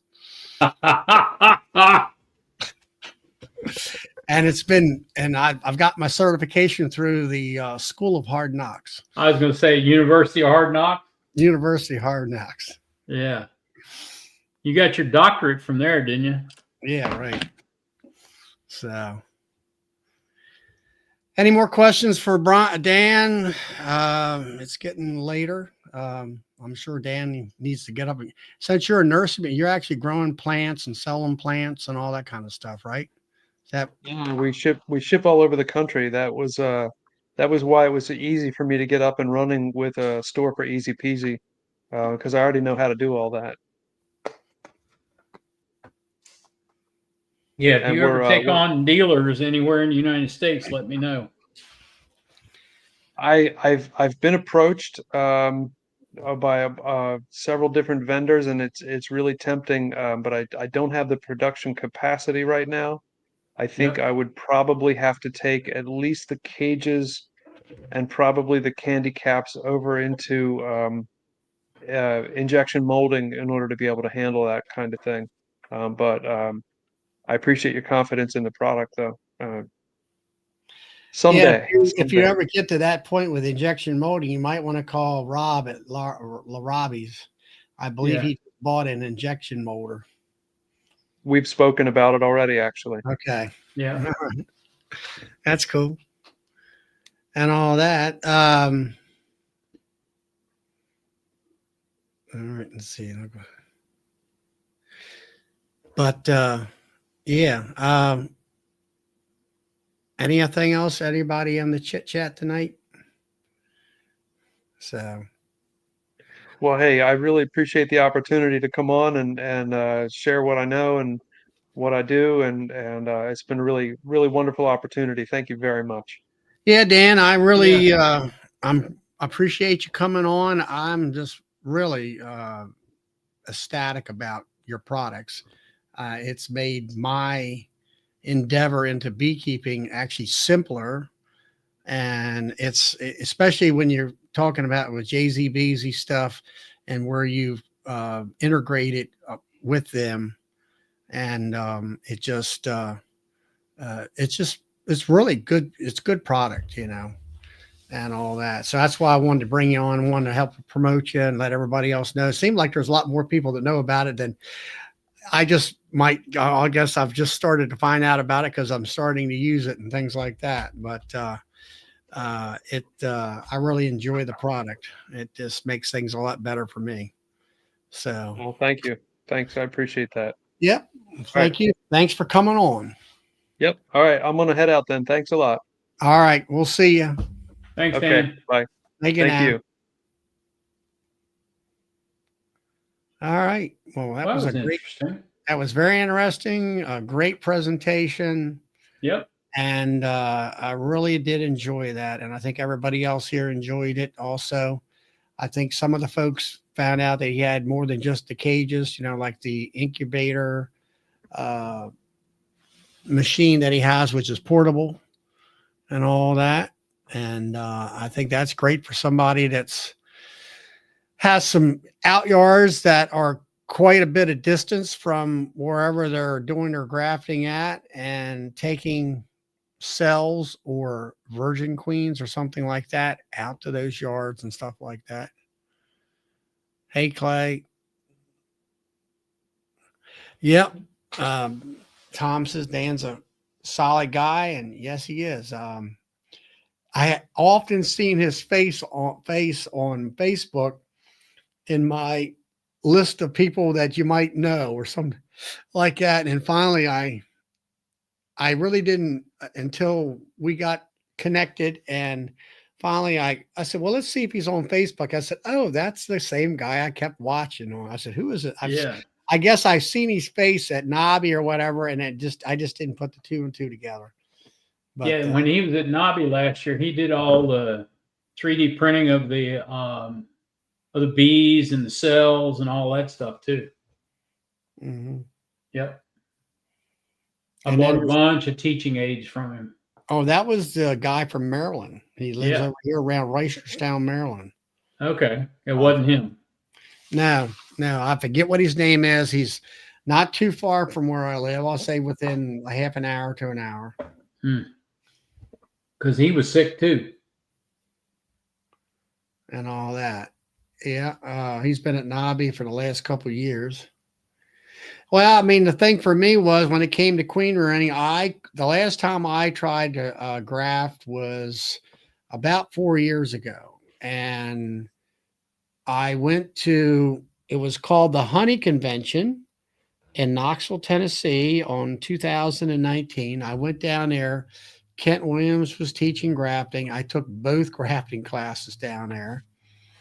It was in, I think, March, and things were blooming down there, which we were still cold as ice up here at that time. And then, of course, COVID came along the next year. That canceled that convention. And then I think Cayman came out with a convention at that same year and all that. And that kind of stuff. And then there's Doug. He's, good opportunity to him to find new types of products that will probably work even better for him. Here comes Jack. I hope Jack was in the chit chat while doing I was. That's Well, good. How you guys doing? Good.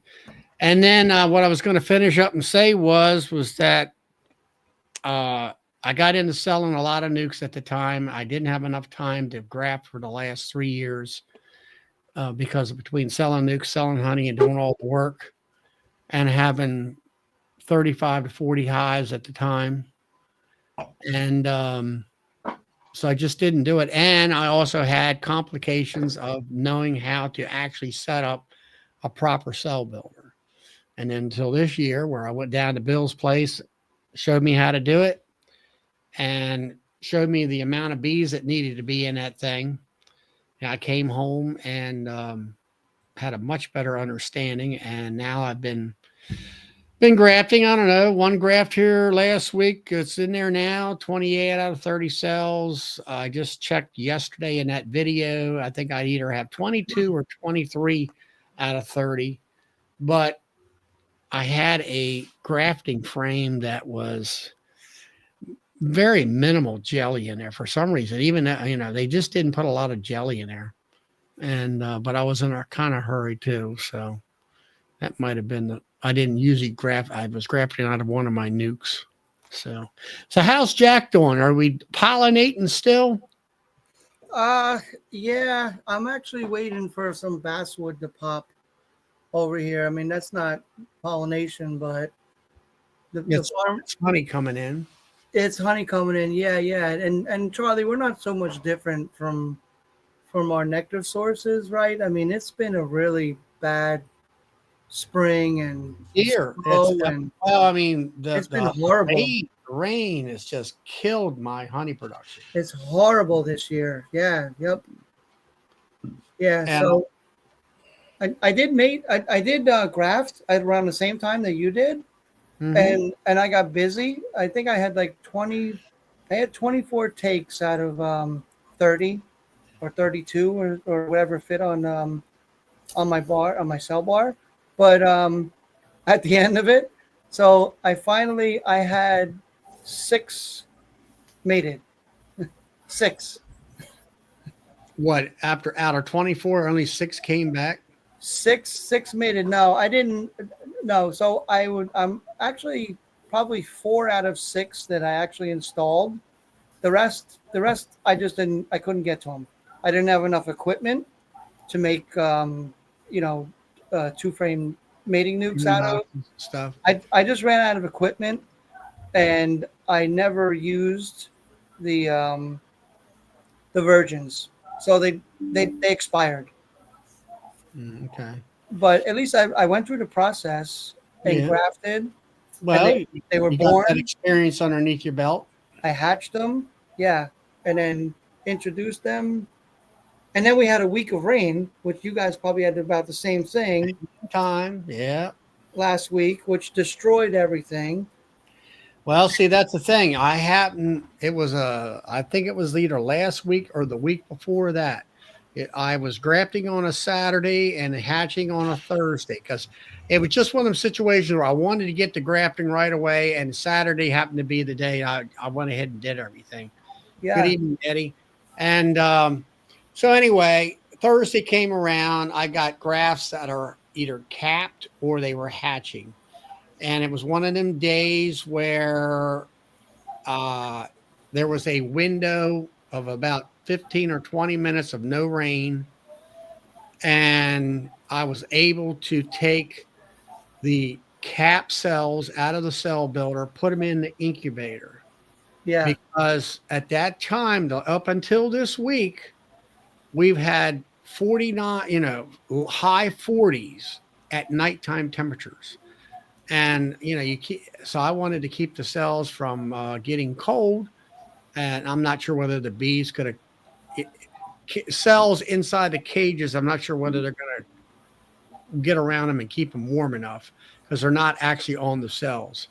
And so anyway, I put them in the incubator and I was hatching them out in the incubator and I was putting them in JZBZ candy cages. And then I was watching Ryan Williamson on his channel and he's talking about banking virgins and letting them be fed. And that I put those virgins in them candy cages, put them out on that strip in top of my hive. And I'm like, boy, this gives me that, that fluctuation of, hey, it's going to rain for next 2 days. No big deal. The bees took care of the bees. And I can wait till, let's say, the next good day will be a Saturday of sunshine. And then I can put them in mating. I can make up mating boxes to put them in or put them in hives that are queenless. Yes. And we've been doing that. And then I received my first order of banking frames and the cages from EZPZ. And it was a Thursday morning. And I had, I'm going to say 8 to 10 virgins hatching that morning. I put them in their candy cages. I marked them. Put them out there in that cell builder like I normally do on top of the frames. And I'm like, well, wait a minute. I got to go back and forth, trying to check these incubator in order to catch the bee, to get it out of there, to get it in the thing. And I'm like, well, wait a minute. I got these cages. Let's just put them in the hive and let the bees take care of it after I seen what Ryan did.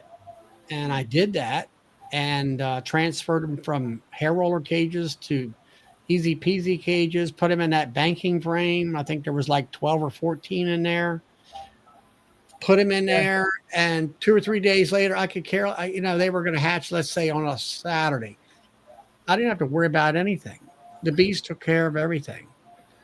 Now, if this warm weather continues on at nighttime, then I feel like I can leave the cages for those 7 days in that banking frame or banking hive, and they would keep warm enough to where they would hatch. Well, and I could take the incubator right out of the picture. Yeah. Yep. And I did the banking thing too. I do that every year. I bank and I had like 10 virgins in roller cages banking, the whole week that it rained. Mm-hmm. And I just didn't have enough equipment to put them in.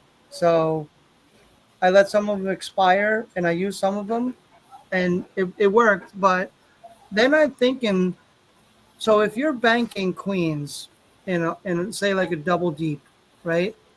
Mm-hmm. And those bees, those nurse bees are taking care of the queens in the cages. They're feeding them. Are they more focused on taking care of the virgins and feeding them versus collecting honey? Because you're putting them all the way on top. I think you got to remember one thing. If you're banking queens like that, and Bill, you could tell me more about it, you kind of don't want a queen. You don't want a queen right hive, I guess you would say, with virgins in that hive. I think you want a queenless. I've been putting my banking hive is my cell builder, which is queenless, which is all nurse bees. Yeah. Now you can bank queens in a queen right hive as long as you don't put them near the queen because you're separating with a queen excluder. exactly. You want your brood boxes at the bottom, and you bank above it, well above it, in a nice strong hive Like 3 stories high. or more. Yeah. Yep. Hey, James. But you want, when I say strong hive, you want an inch and a half of bees on top of those top frames and rolling out of the top down the sides of the hive. Because that means that hive is full of bees and there's enough nurse bees in the bottom. They take care of the brood, and the bees at the top will take care of the queens. Here's a good point here that Tom talks about for you there is put the virgins in between larvae where the nurse bees are. But now another question I have is that if you, and this was a concern of mine with my cell builder, I've got on this side of the cell builder, I've got queen cells being made, drawn out. I got virgins in a cage over here. So, in a regular cell builder, if you got a virgin in the hive or a queen in the hive, they're going to make them other bees tear the cells down. Yep. And I'm like, well, if I got queen or virgin in there, is that going to happen to my queen cells? I haven't had any problems with that yet. But I'm usually, everything is happening on the same day. The queen cells are capped on the same day. The virgins are hatching on the same day. You know what, Charlie? That's what I was. I'm not just doing grafting to get queens. I'm going through the exercise to get better at it, right? And determine it, because I'm all about self-sustaining, and you can get your own queens and you can do very well. And I'm a very, very high advocate of priming cells. Not everybody does that. That's okay, but that's what I do. And priming the cups. Priming the cups. Yep, with Royal. Yeah, that's fine. That's just when I go to Hardeman's down in Georgia. Yeah. Of course, they're using more of a German tool, which is homemade. Yeah. And they're hooking the larvae, not so much. They don't use a Chinese tool, but they prime 1,200 cups. Yeah, and I just wanted to get the days right. So if you're grafting, you have a lot more control over the calendar. So I move them into my incubator, and I look on my calendar. I'm like, all right, so I trapped my queen in one of those Better Bee caging cells. You put the frame inside the Better Bee caging frame. Yeah, you're timing your frame. You're timing your graft. And I come back in there 4 days later, and I that's when I graft. So if you do that, and I'm trying it, the calendar is almost exactly right. It's plus or minus 1 day.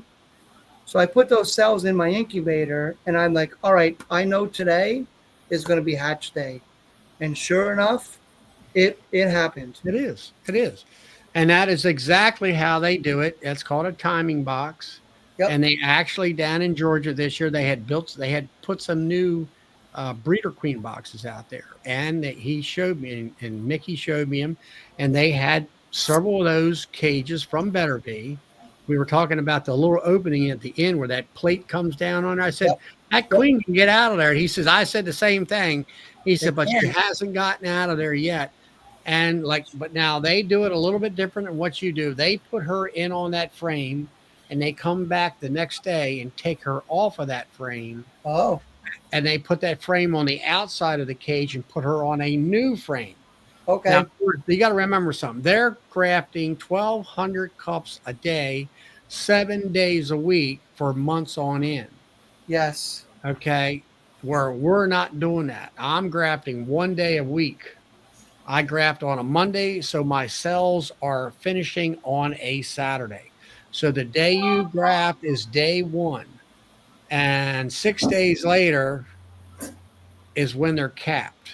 Yeah. And 7 days later after that is when they're going to hatch, which is that Saturday they're capped, and the following Saturday they're going to be hatching. Yep. So like I said, here lately, I've been putting the cap cells in an incubator to keep them warm. And then moving them now, I move them back within, well, like I moved them yesterday because I had time. They said it was going to rain today. It did rain a little bit this afternoon, but Friday evenings is very busy for me because of the show and stuff. So I did it yesterday. They are going to hatch tomorrow, probably by noontime, and all that. So, like you said, you're running out of time and doing different things, and you have the weather that you got to fight.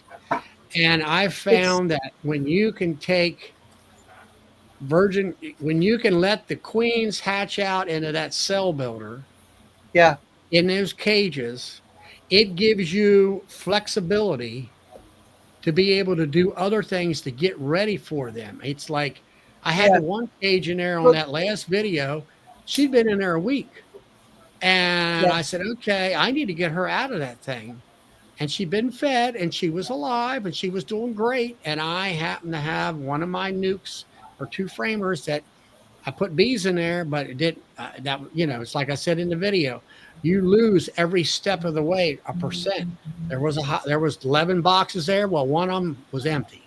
So I replenished it with bees and brood, and I dumped her in that box. And I actually put some cells. I never did. I never placed cells in a hive before, but I did this year for the first time.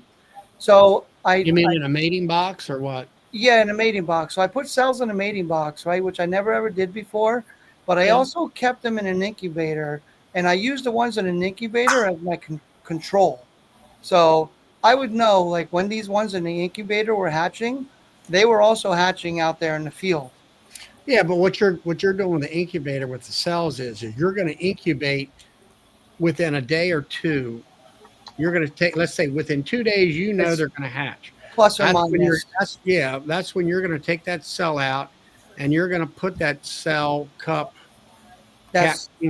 in that 2-frame mating box and let her hatch out there. Now that's what I did 4 years ago. That's exactly what I did. Yeah, well, that's when, like Don the Fat Bee Man said, Tinkeritis sets in. And it's like Tinkeritis sets in. Oh, yeah. You want to go check. You want to go in there and open that hive up. Did that cell hatch?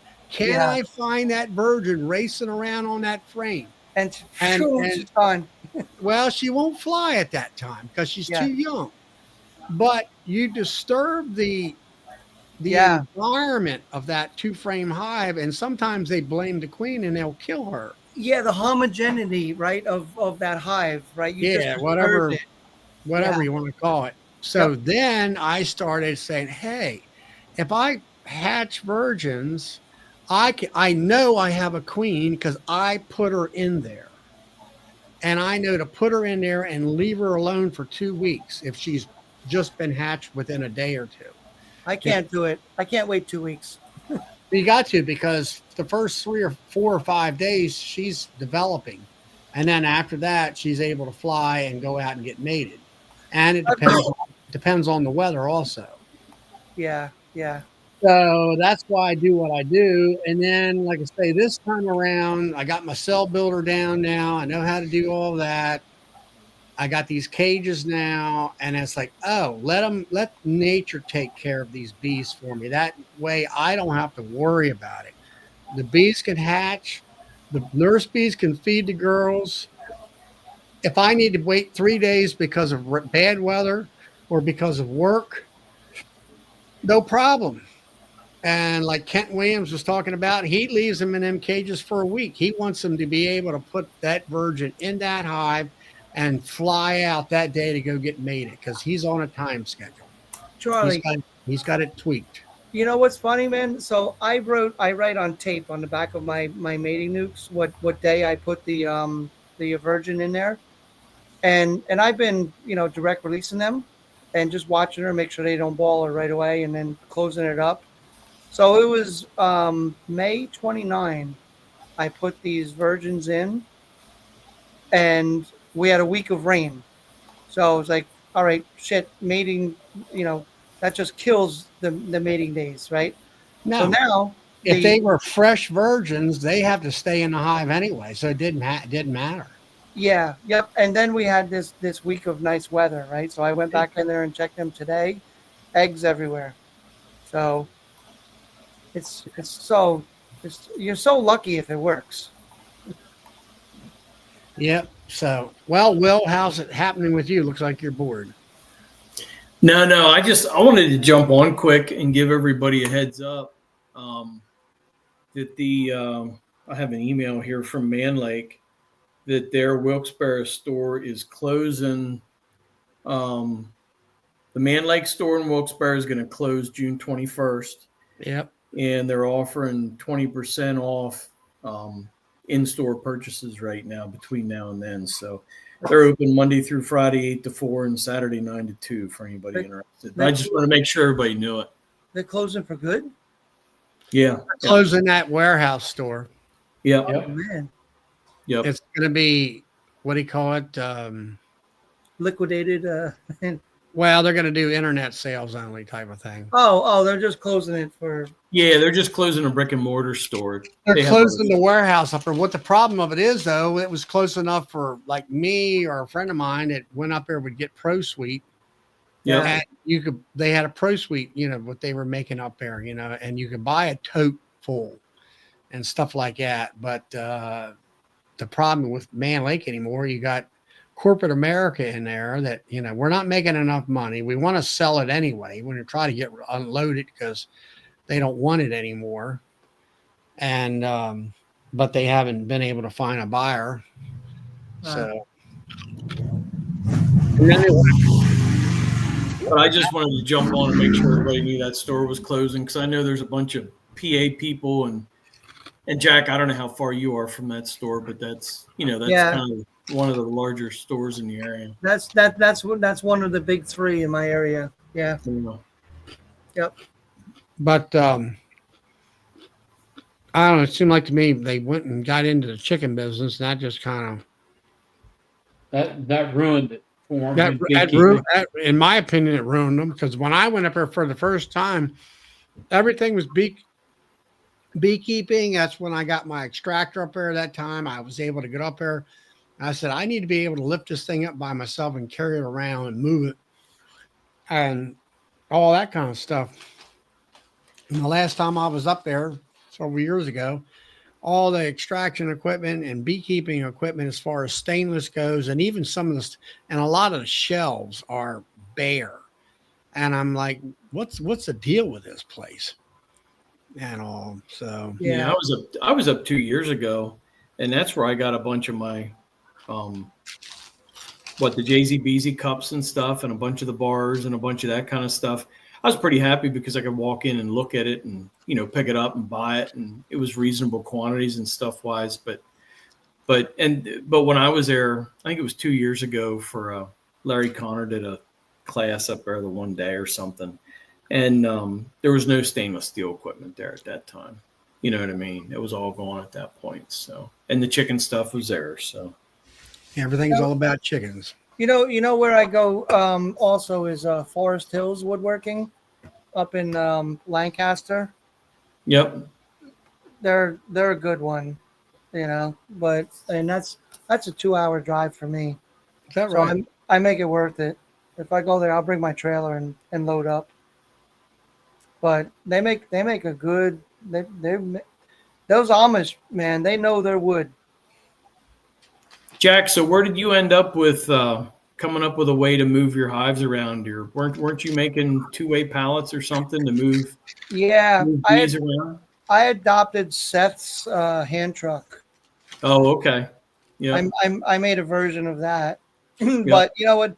This actually kind of segues what I wanted to ask Charlie a question about his B3.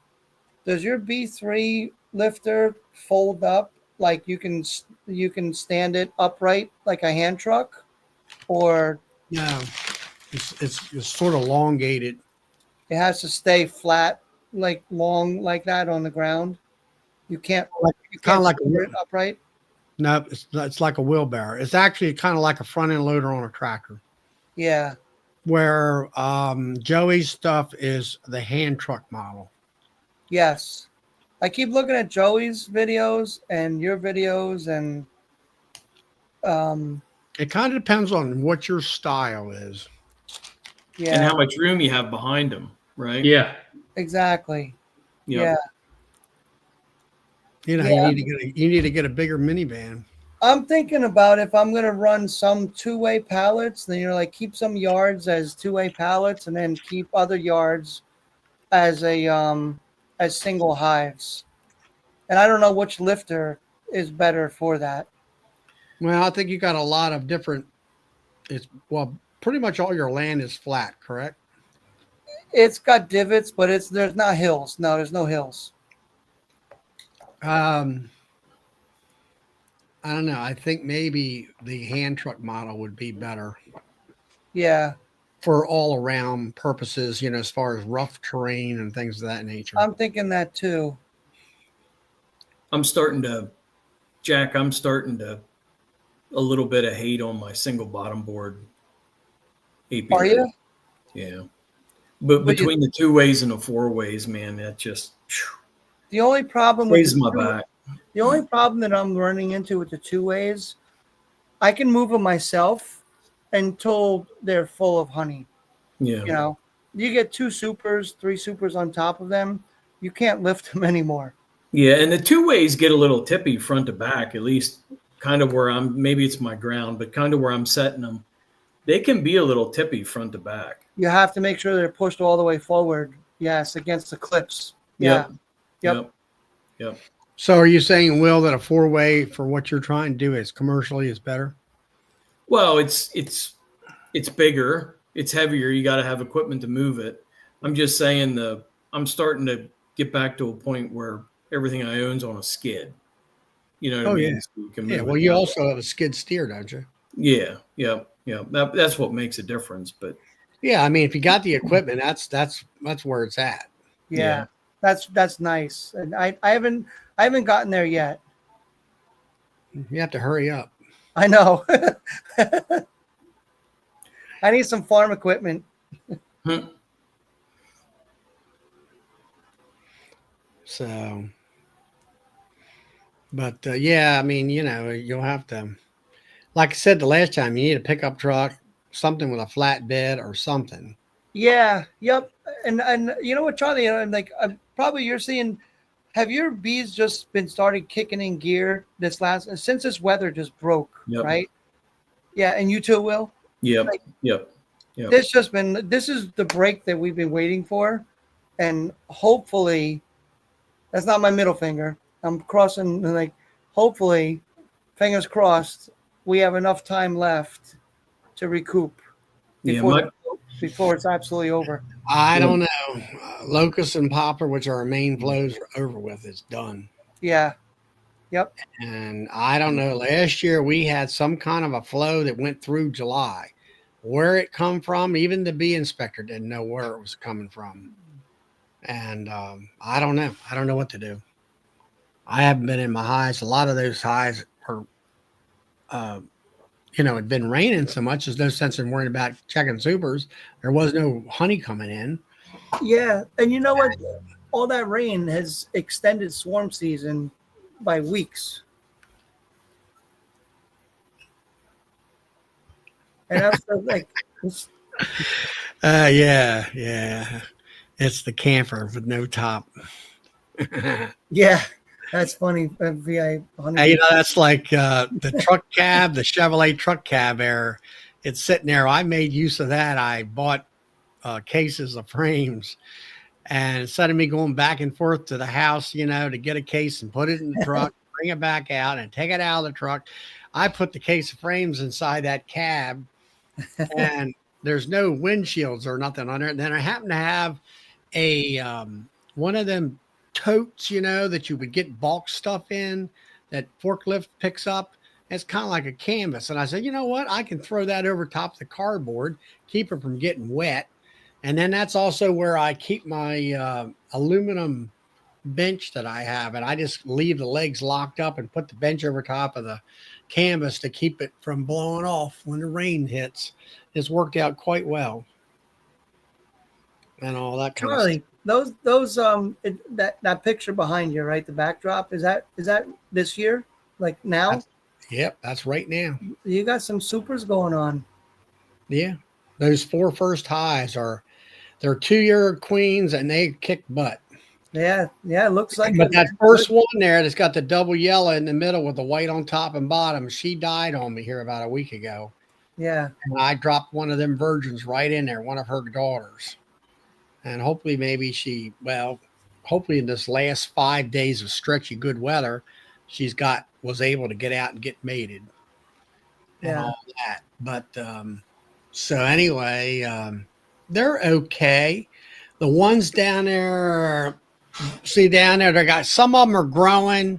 Some of them do have honey supers on, but they're okay queens. This is something that I started last year. I had requeened everything. They worked like gangbusters, laying eggs. I got over 1,000 pounds of honey. I think the weather was better, obviously, and we had more honey coming in, and the flow wasn't interrupted like this year. But those queens down there, once you get that done to you, it's like now you start scrutinizing these queens. And I was scrutinizing them from the get-go of this spring. And I'm like, is it the queen or is it the cold weather and all that? Well, I can tell you right now, it's the queen. The queen. Yeah. And something that I've come up with by myself is that the Demery, I think, burns the queens out faster. That they won't last 2 years. That when I push them to lay as many eggs as possible to give me the most amount of honey. Then I'm like Brad down there at Cajun Homestead. His queens won't last a year and a half, and they'll die in the middle of honey season. Yeah, if you all of a sudden you give them 10 free frames of open comb to lay in, yeah. So I'm burning these queens out. So I've come to the conclusion that I'm starting to requeen. There's about 6 or 7 hives right there that have bricks on them now that I know that they're virgin queens that they've been put in there over a week ago or more. And I'm thinking to myself, okay, that's giving me, nature is showing me how to requeen my hives at the right time of the year. Yeah. And now I have a phone list here and that was something else I finally finished up. I finally made the decision to go with 18 honey hives. I dropped my nukes down to only 8 for my backup resource hives. And everything has got a number now. Everything's got a cow tag on the backside of that hive. And I've got every hive down in my phone in a list. I got what year the queen is in there. And actually the computer came up and said, I said blue, marked blue. Well, it had a blue dot. Well, I clicked on that and it puts a blue dot on where I said blue. And now all I have to do is look down my list. Oh, here's fresh queens. And I had one there that I happened to mark. I happened to have a yellow marker. I marked her yellow just to be able to find her right quick. Yep. And that one, I know what every year, every queen is in every hive, nuke and everything. Yes. Whether they're marked or not. Charlie, your big one that died on you there, did you just slip a virgin into that knowing that she would probably get accepted without a problem versus pulling a queen out of one of your backup nukes? Worried about her getting accepted. I'm trying to grow my nukes up. Oh, okay. I bought queens for my nukes to make splits and all that. And I mean, why do all that? They're already established and I'm trying to grow them up for the winter. And I have virgins from this one queen out of that hive. I'm like, okay, here's one of the daughters right in there. Yep, right back on you. I just let her walk in and I'm done. Mm-hmm. I said, I'll see you in 2 weeks. Yep. So Jack, we were talking earlier. My strong hives, like 90% of the hives that I demerayed, that had the real big populations. Yep. The cooler nights and temperatures we've had hasn't slowed them down. But my smaller colonies, believe it or not, you know what I mean? Yes. I got a whole bunch of small colonies. Yep. And those guys, it's like somebody's holding the reins back on them. That's what I was. You know, it's so funny you say that, Will, because I experienced the same thing. The bigger colonies, they just like jamming, and the small ones. I was just going to bring this up too. I'm almost at the point where, like, all right, is the queen underperforming, or am I just bottle feeding these hives all season long, and I'm getting nothing in return? It's just a waste of my time. And I'm trying to adopt, like Nathan does that strategy now, right? And I think Bob Binney might do that. You know, like if these hives are not doing anything for me, they're either going to be combined or they're doing something else, but they're a waste of my time. It seems like with what I'm dealing with now, I put a bunch of new queens in, some of those that were small. I requeened them because I thought they were the queen. And they're still small. And I think the cold weather, you know, the cold weather kind of held them back, and they got a fairly small population of bees. I mean, you know, some of those I requeened them. They were at 3 or 4 frames of bees was all that was there. And they're maybe just barely starting to pick up since these warm nightly temperatures started to hang in. It seems like she's starting to lay more now. You know what I mean? And they started the same size coming out of winter. Right? Yeah, yes. It's like they haven't gotten any bigger. Yep. Yeah. And I'm tired of doing that every single year. You know, just like babying these single deeps, and they don't grow. Like, it's just a waste, right? Yeah. Queens definitely were hurting me, and that's why I requeened a bunch of them. But the temperatures also contributed for sure. Yeah, Todd talks about putting the QR codes on the hives. I think that's a good idea too. I've heard of that. Yep. But because of last year queen issues and this year queen issues, and I think what you're learning, Jack, is that we're learning what the commercial beekeepers already know. Yes. We're learning to scrutinize our queens, and it's all about the queen, and it is all about the queen. It is the engine of the hive. And if that engine, you know, if she's a crappy queen, you've got a crappy hive. Yeah. Yep. And that's just all there is to it. And like you were saying, you need to get yourself some queen castles or something like that made up, and having queens, virgin queens, and nukes or 3-frame mating boxes. If you've got a 3-frame, you might as well just go 5-frame and be done with it, because it's all standardized. Yes. Have a bunch of them in your backyard, in your back pocket, you might want to say, hey, I need a queen.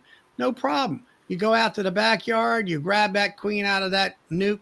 That's a resource in itself, and go and put her into wherever she needs to be in a candy cage, and then time release her with some attendants in there. Yep.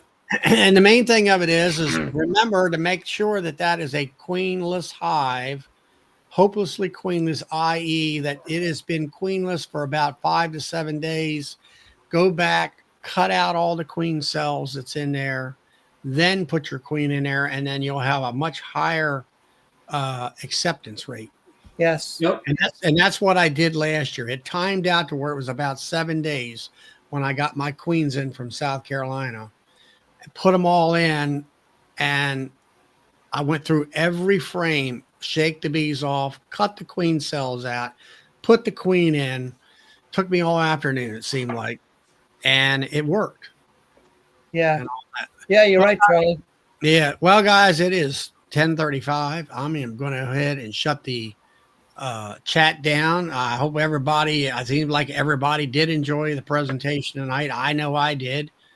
And I'm going to hopefully have another presenter here in a couple weeks. Got to get that kind of confirmed up. And Bill, you have a guest speaker Monday, is it? Monday night. Monday night at 8 p.m. Eastern Standard. Yep. And all that. And here comes Big Mike in right at the end.